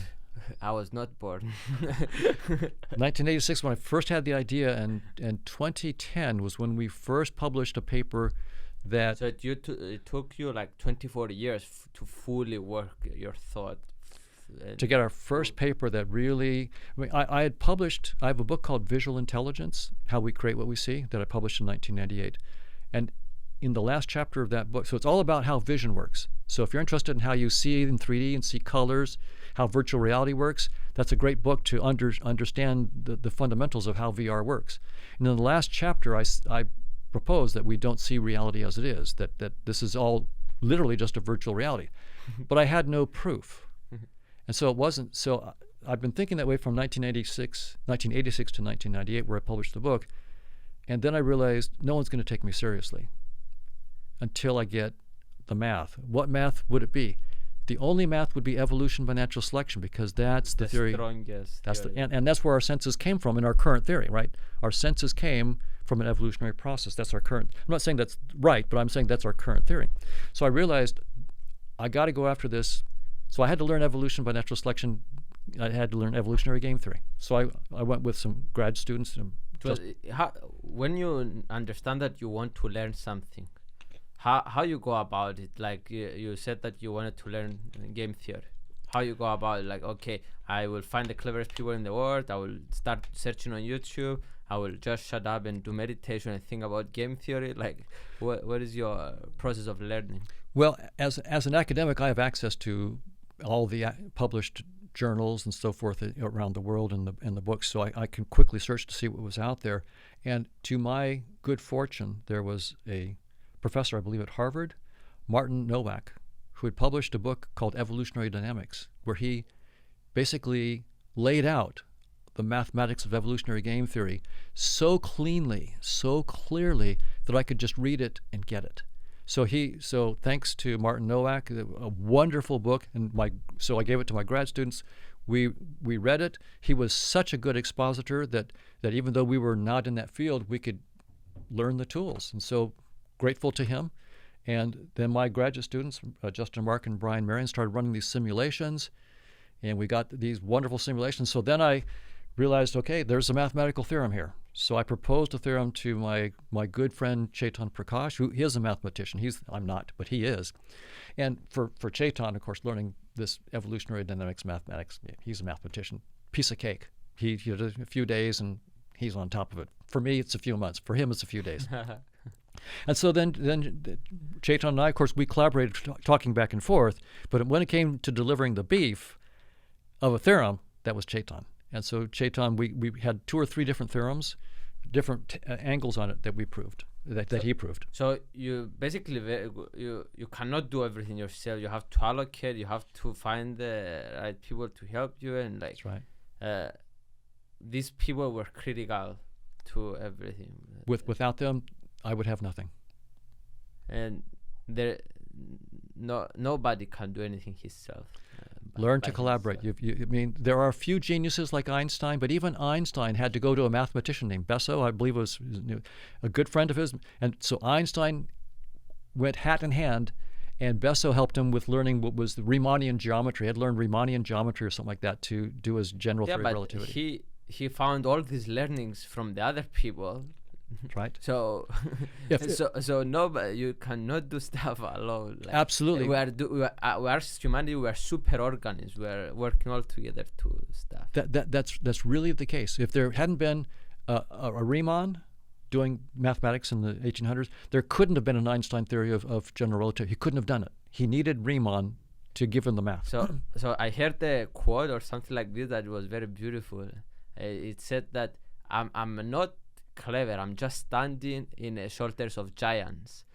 Yes, that's Newton. Yeah. I've read that people think that that's a really humble statement on the part of Newton, and it may have been. I don't know, but I also heard someone say that was really a nasty remark that Newton made as a dig at a guy named Robert Hooke that he didn't like, and Hooke was a very short man. So he said, if I've seen further, I'm standing on the shoulder of giants, and Hooke was not a giant. Oh, so it's maybe he said it with a bad intentions. So I've heard. I'm not saying that that's the case, but I've heard that there may be this other interpretation. I'm not sure if it's true. So, but you didn't get me to understand what you do in your daily life. Yeah. So meditation. You spend time with your wife, but what? Right. So I also do a workout every day. So. Oh. So I have weights at home, and so I walk. But for the research, I have specific problems that I'm working on. So right now, I can talk about my research right now and what I'll be doing when I leave here and what I'll be doing tomorrow. I have a specific problem. I want to show how consciousness can give rise to the structures that the physicists have found beyond space-time, like the amplituhedron, the cosmological polytope. So I'm focusing on the amplituhedron. The physicists I didn't understand, of course. Well, so I've had to read their work, and that's what I was doing before I collapsed. So the way I went at it, Nima Arkani Hamed, who's a professor at Institute for Advanced Study at Princeton, gave a semester-long course at Harvard in 2019. So in 2020, I found his course online. All the lectures were there, and anybody can see them yourself. There's 25 more lectures, and they're brilliant lectures. He's wonderful. So I literally listened, and I was systematically spending several hours a day. I transcribed by hand into my computer his first 15 lectures, equations, figures, everything. And why you did that? Because I knew I needed to learn his stuff. Because if I was going to connect consciousness to the physical world, his team was the one that had found these structures. So this is what you're trying to do now, try to connect consciousness to what these guys have found, the amplituhedron behind. So his whole class. What amplituhedron means? So the amplituhedron, it turns out when you let go of space and time, the physicists then have to find some structure deeper than space and time. What is deeper than space and time, but that will give rise to space and time, but not just a hand wave. When you show how space and time are sort of created by this deeper structure, you need to predict specific experiments. And the experiments are what they call scattering experiments. So at the Large Hadron Collider in Geneva and other colliders, you at high energy like smash protons together, and maybe 2 gluons hit each other and 4 gluons go spraying out, and they compute the amplitudes, the probabilities for these various events. And so there are these formulas that they found in space and time based on work by Feynman diagrams and so forth, where they could compute all these probabilities for these scattering events. And it turns out that to really do it, like with 2 gluons in, 4 gluons out, it's hundreds of pages of math to describe one collision. Truly a lot of math. And what if you solve this? Like, how does the consciousness and the physical world exist, and how it consciousness makes space-time as well? What will happen? Right. So that's what I'm up to, is to try to show how consciousness leads to. So the big thread is consciousness. I'm hoping to show can explain where the amplituhedron comes from. The amplituhedron explains the scattering amplitudes, but beyond space-time. And the beautiful thing is, what took hundreds of pages in space-time is 1 or 2 terms when you let go of space-time. All of a sudden, the math becomes simple, and they say new symmetries. So we really know that there's something important about letting go of space-time. When you let go of space-time, well, first, space-time tells you, you have to let go of me at 10 to the minus 33 centimeters. It's over. I can't do anything. But when you let go of space-time, all of a sudden the math becomes simple. Hundreds of pages of algebra turn into 1 or 2 terms that you can compute by hand, and you see new symmetries. So what I'm trying to do, this is what I'm doing, this is what I was working on this morning before I came here, and what I'll work on tomorrow. I actually met with my team this morning. We were talking about this specific thing. It turns out that the physicists have said the amplituhedron is determined by this thing called a decorated permutation, and maybe something called helicities, but decorated permutation. So what I'm doing right now is I'm saying I've got this theory of conscious agents, the Markovian dynamics, and in just 2 weeks ago I discovered a way to map it into decorated permutations. I can take my dynamics of consciousness and map it into decorated permutation. So I proposed it to Chaitan. Chaitan then came up with a mathematical... So you say, you come up with something, you call your friends and you say, what about this? What about this? Exactly. Do you agree with this? Do you agree with this? And they give you feedback. No, this is stupid. This is maybe good. This exactly is, right. You didn't see it in the other way. So it's kind of brainstorming with other like-minded people in the space. Absolutely. I brainstormed with Chaitan Prakash, Manish Singh, and Robert Pretner are my close colleagues right now. And so I took this idea. I said, I think I've got a map from a space of Markov chains, like a set of all 3x3 Markov chains into, or 4x4 or n-by-n Markov chains into the decorated permutation. So I went to Chaitan, and Chaitan said, looks good, but we need to change what you called cyclic classes into communicating classes. And once we change that, then I think you're right. And so you can see, I'm not a mathematician, so I came up with the idea. Chaitan said, great idea. The math is not quite right here. So he says, so he's the mathematician, and of course he's right. And so I had to. And that idea will give you some hints, potentially, to what's the answer to your question. Well, we actually have it now. We actually have the mapping into decorated permutations, so that we now know. So in the last 2 weeks, we've got that. So now we have decorated permutations as the output of consciousness. Decorated permutations are the input to the amplituhedron and to the space-time. So now you're trying to understand the hints that it got you. I want to connect those two kinds of decorated permutations. So when I leave here, I'm going back and I'm studying those decorated permutations to see what give us what they call a crazy life you have. It's fun. It's like this. But if this succeeds, what this means is we have a mapping from a mathematical model of consciousness through decorated permutations, through the amplituhedron into space-time. We can start with consciousness and get space-time. So that's what I'm after, to show that space-time is just a headset and consciousness is the fundamental thing. I have a question. So why you accepted my invitation to the podcast? You have a young stupid YouTuber that does very crazy video. I don't know if you watch my stuff. Why did you accept my invitation? Did you watch my channel first of all? I did watch some of your YouTubes, and I think that you're very inquisitive, that you're open-minded, that you're looking for things, and that I realized that what's in it for me?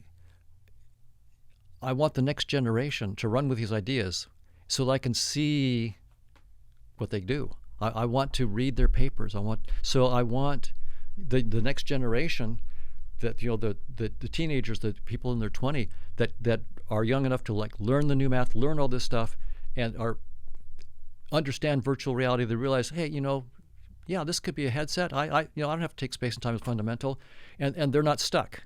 My generation wasn't raised on VR. This generation sees VR, and they can get this more easily than my generation.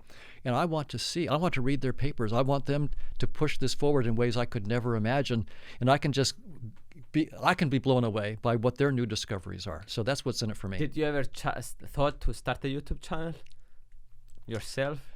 No, because I think my best contribution would be to just continue to do the work, and then and do podcasts. I think that given, at 66, I have a limited amount of energy, so I want to use.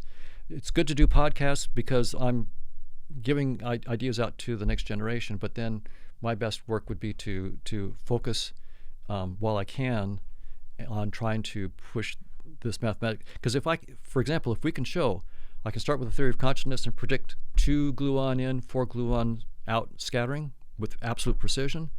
That's a game changer. All of a sudden, people are going to jump in there, and then I can just step back because there'll be so many smart people that I won't even be able to compete with them, and this will be fun. And what will make that game changer? Because so you are trying to get to a point that everyone will see in the world. You didn't got to a point when you proved the theory with the theorem of the case against reality. You didn't prove that already. Yeah, no, we had the theorem from evolution by natural selection, and that we have that. But it's one thing to say we don't see the truth, and then to claim consciousness is fundamental. People have to then say, okay, well, give me the beef. How do you start with consciousness and get gluon scattering amplitudes from? If you can't do that, you don't have anything. Oh. So that's what I'm doing. The connecting part that will kind of prove that everything that you're saying is not bullshit. That's right. Well, to say that it doesn't mean that I'm right, but it means that the connection is serious enough and promising enough that it's worth spending time on.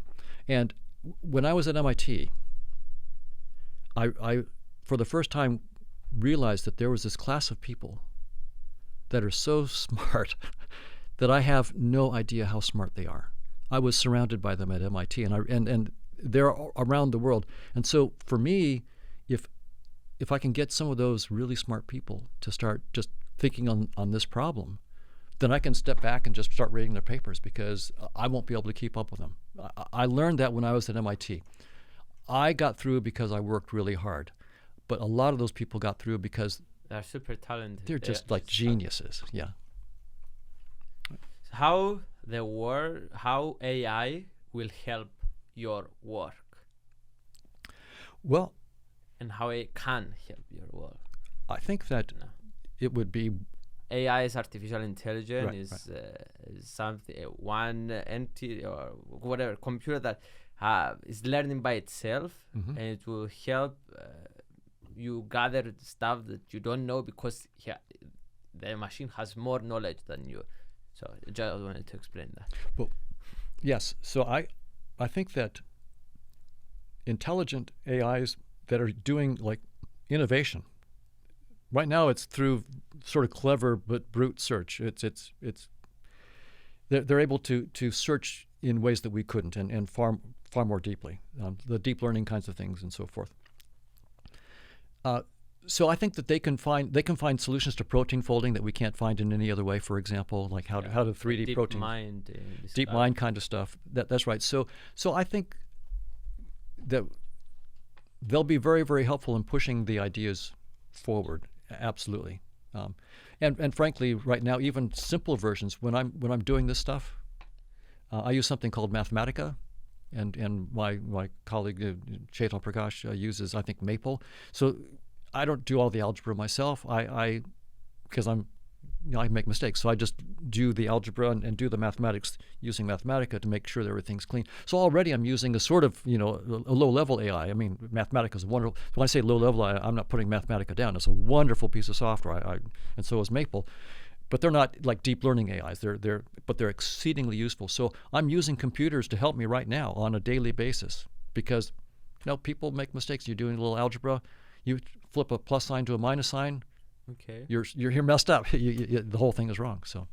So for now, you already are using AI for your work. But how the future looks like with AI and science and your work and because it becomes kind of mind blowing if one machine is I can't imagine how one machine can have all the data in the world and how can it help you with your theory and for us to get if one machine you connect whether your theory that does everything doesn't exist and maybe the machine can tell us how we can teleport, how it can, because it have more information we can access all this stuff. Do you think about this? Did you try to involve AI in a big very much so. I mean, I was in an artificial intelligence lab at MIT, so I've been very interested in it since '79 when I started at MIT. Wow. So yeah, I've been very interested. But there's, and I'm using it, and I've programmed it somewhat myself, and I think it's an incredibly powerful tool. But now I'll say what I think its limitations are. Gödel's incompleteness theorem tells us that any formal system has absolute limits. There will be truths that cannot be derived from within that formal system, but that are true. And so an AI, when we program it, it will have a very, very large range of things that it can explore. Basically, you are saying not your idea and your opinion. You're saying what the maths and what are saying. That's Gödel's theorem. That's more accurate stuff to talk than just opinion. No, it's not opinion. It's a theorem. Okay, I'm curious to hear. Yeah. Right. So what Gödel to me is saying is that, of course, there's going to be incredible power in these AIs. I'm all for it, but there are going to be fundamental limits. There'll be an infinite range of things that any given AI cannot explore. Just infinite range. Yeah.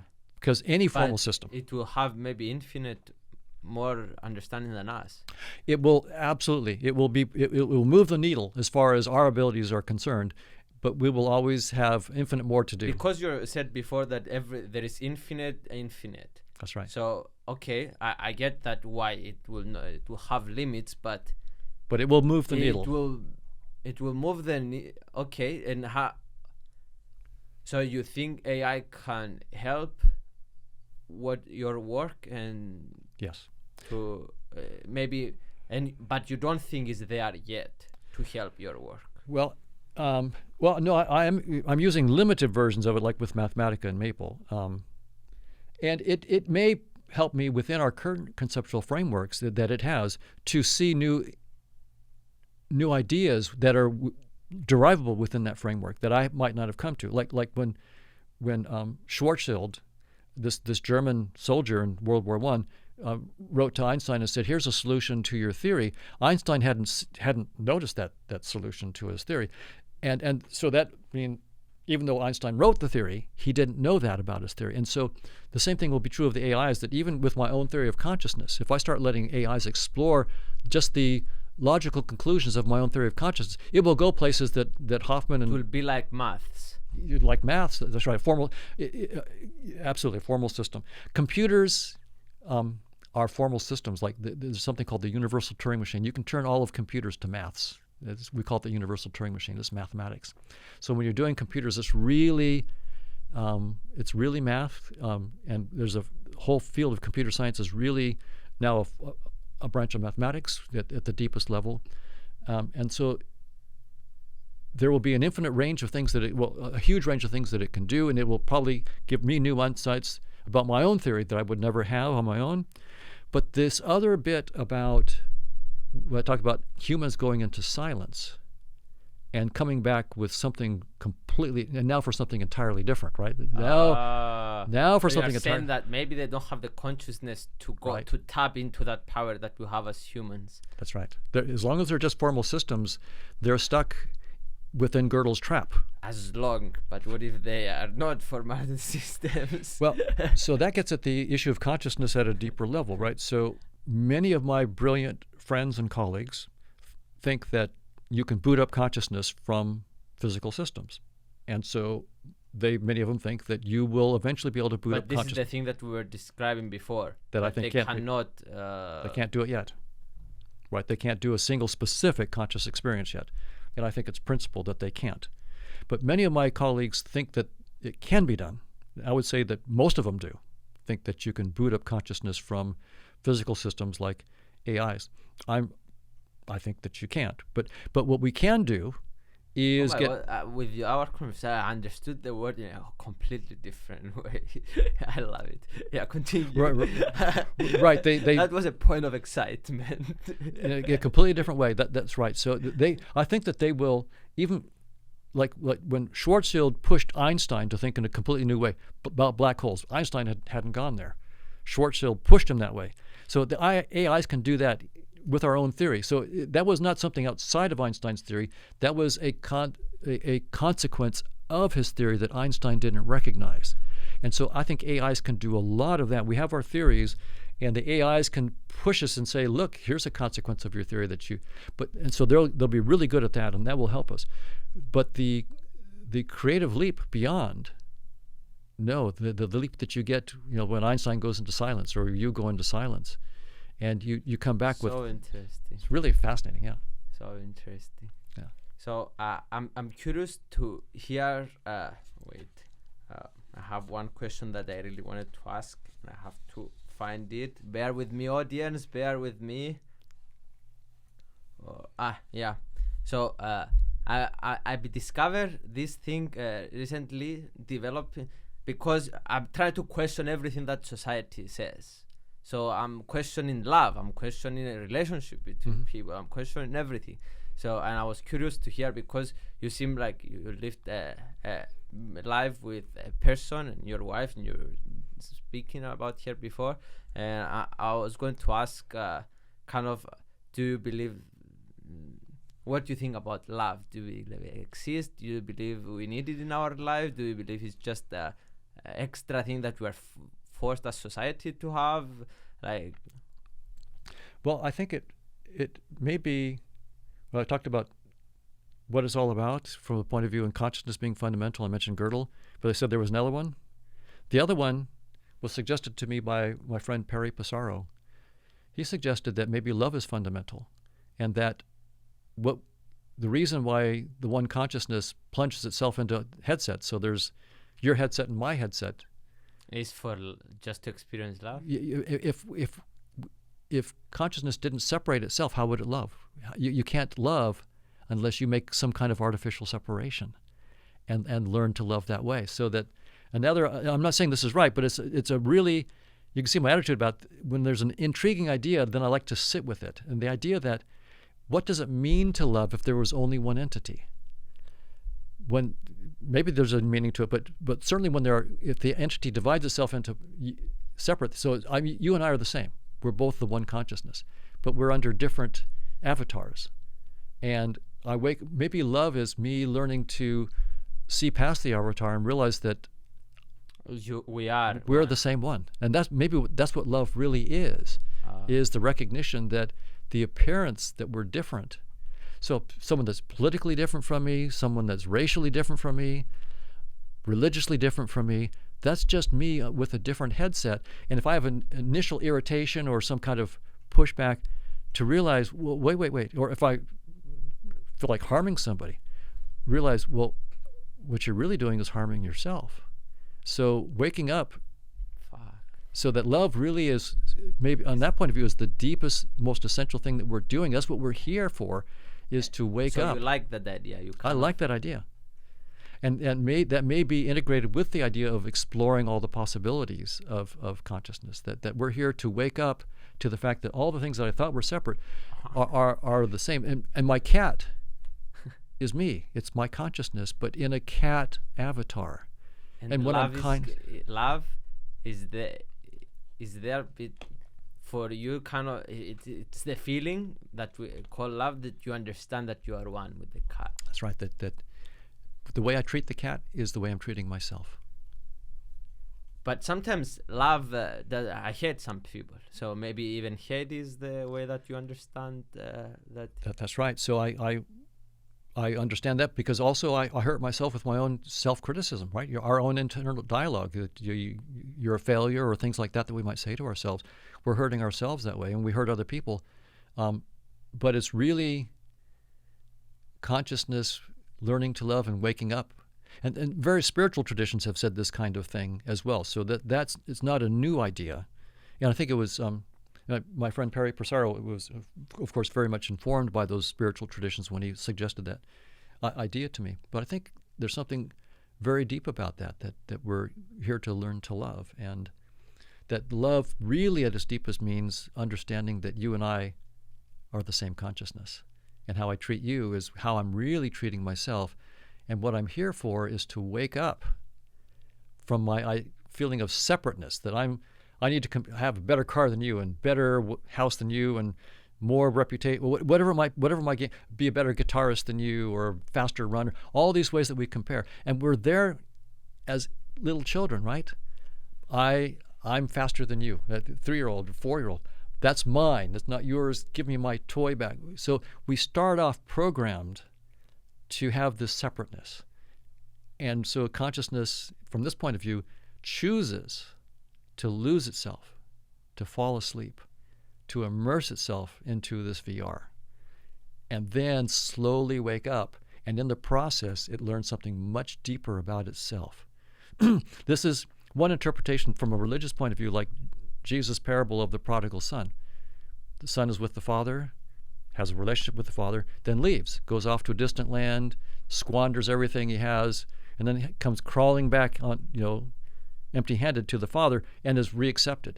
And so the idea is that we plunge into a VR, that like the prodigal son goes to the different land, but then we come back, we wake up, we come back to ourselves. The Father is ourselves. We come back, and in the process, the new understanding of ourselves is somehow deepened. And so that may be, again, I'm not saying it's right, but as a scientist, you want to entertain all these ideas seriously, the ones that are deep enough. I mean, there are some ideas that are... This is your point, like not the criticism, no, the criticism, the criteria that you have for an idea. It have to be deep enough. That's right. To consider it, right? And once, my father is a priest as well. Oh, his father. Okay. And I grew up with religion and all these things, and I think what I was telling him is like because he thinks that science and the God is opposite, and they're saying that they're completely different thing. Right. And me hearing you all the time, I told him that no, science doesn't say that 100%. Says maybe it can be both together, and kind of your theory is a similar thing that is saying that it's something higher than something deeper, that something something else, like spirit, consciousness, world, feelings, and all this type of thing that the religion is saying. So right. I'm not saying that religions are right, science is right. I'm just saying that there is a connection between these two with your theory. I would completely agree. I think that many spiritual traditions, East and West, have for hundreds or thousands of years said that in some language that consciousness itself is fundamental, that the physical world that we see is not the fundamental reality. There's a realm of consciousness that's deeper. And science, but what they haven't had, so they've had these insights, but they haven't had the precise tools of science. We only had those tools starting, say with 500 years ago. Yeah, that's right. Galileo, say, roughly. But there, as you know, the Catholic Church and Galileo didn't get along very well. Galileo was under house arrest and so forth. So science got started with this tension with religion.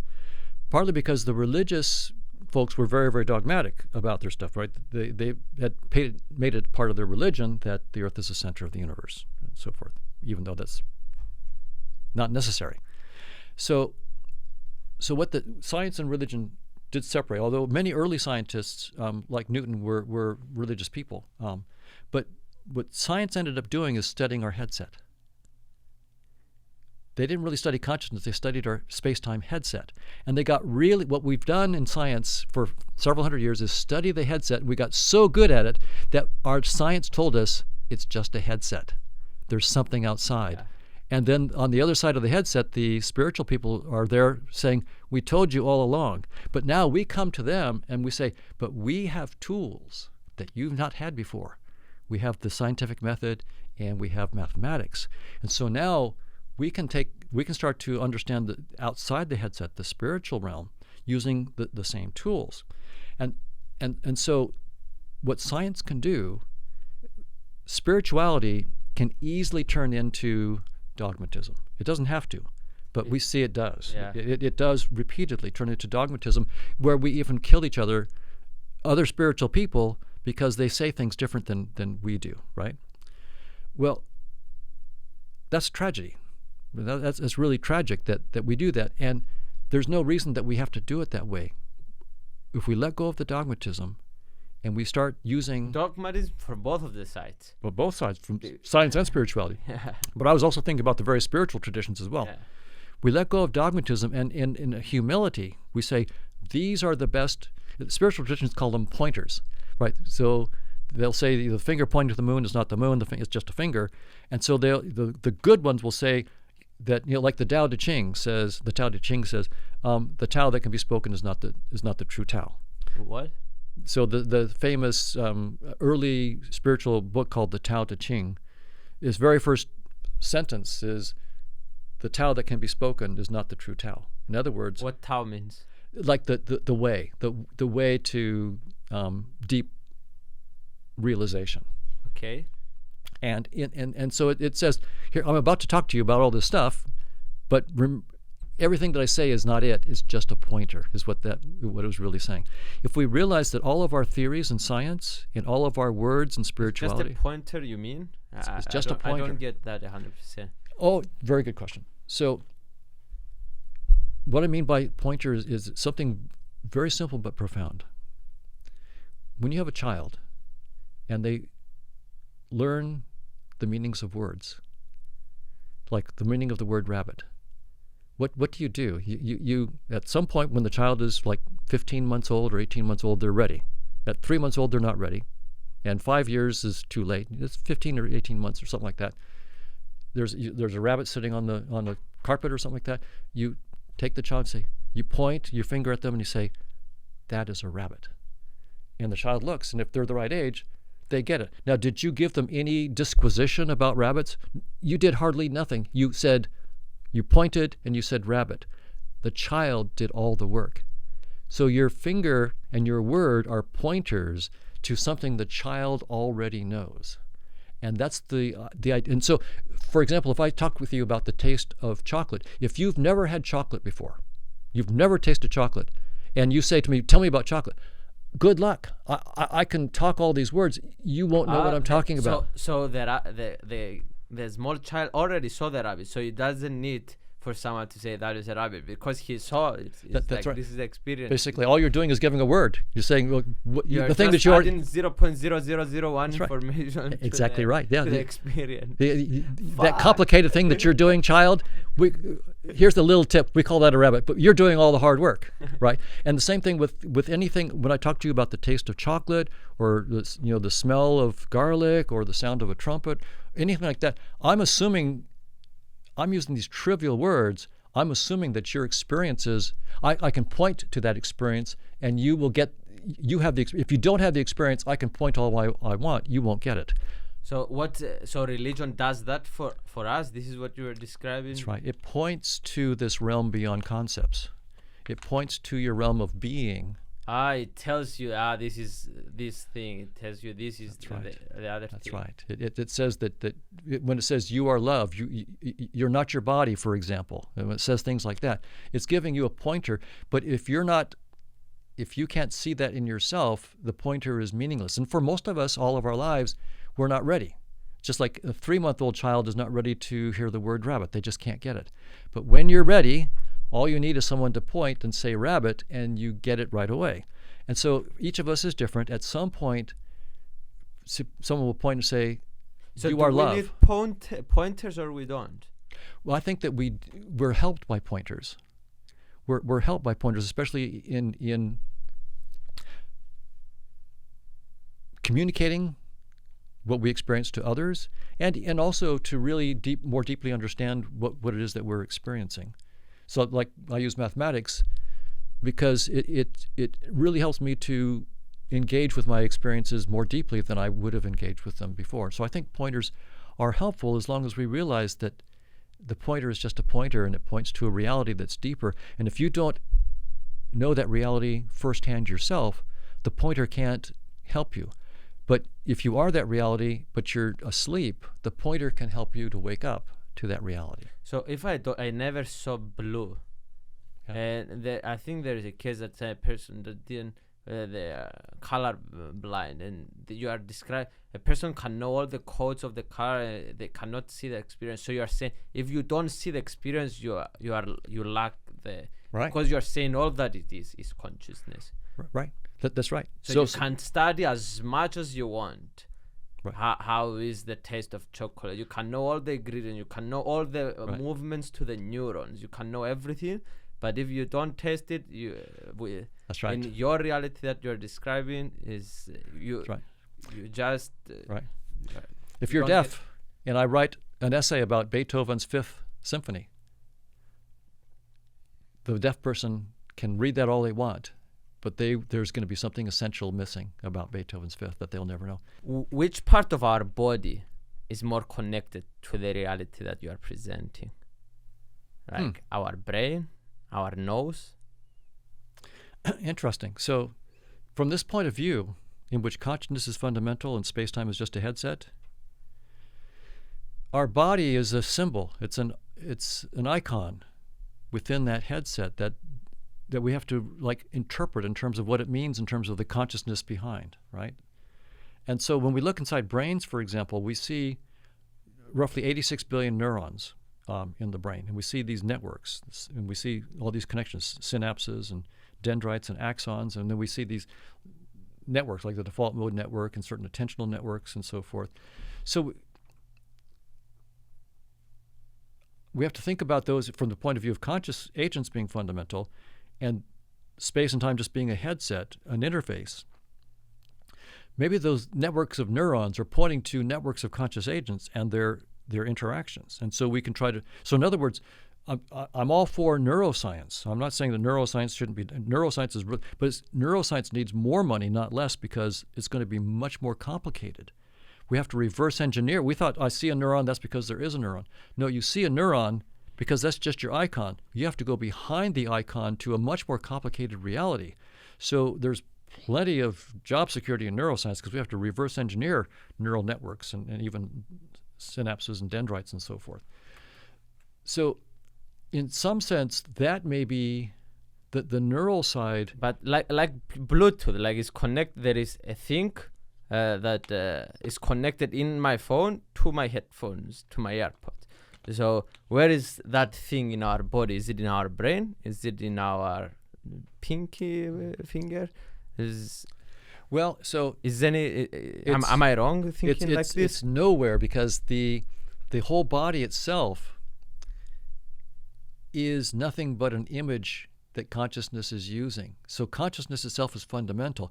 So it's like so we could think of it this way. Your question is like I'm wearing a VR headset, and I'm playing Grand Theft Auto, and you tell me, but you know, this isn't the reality. The reality is a supercomputer.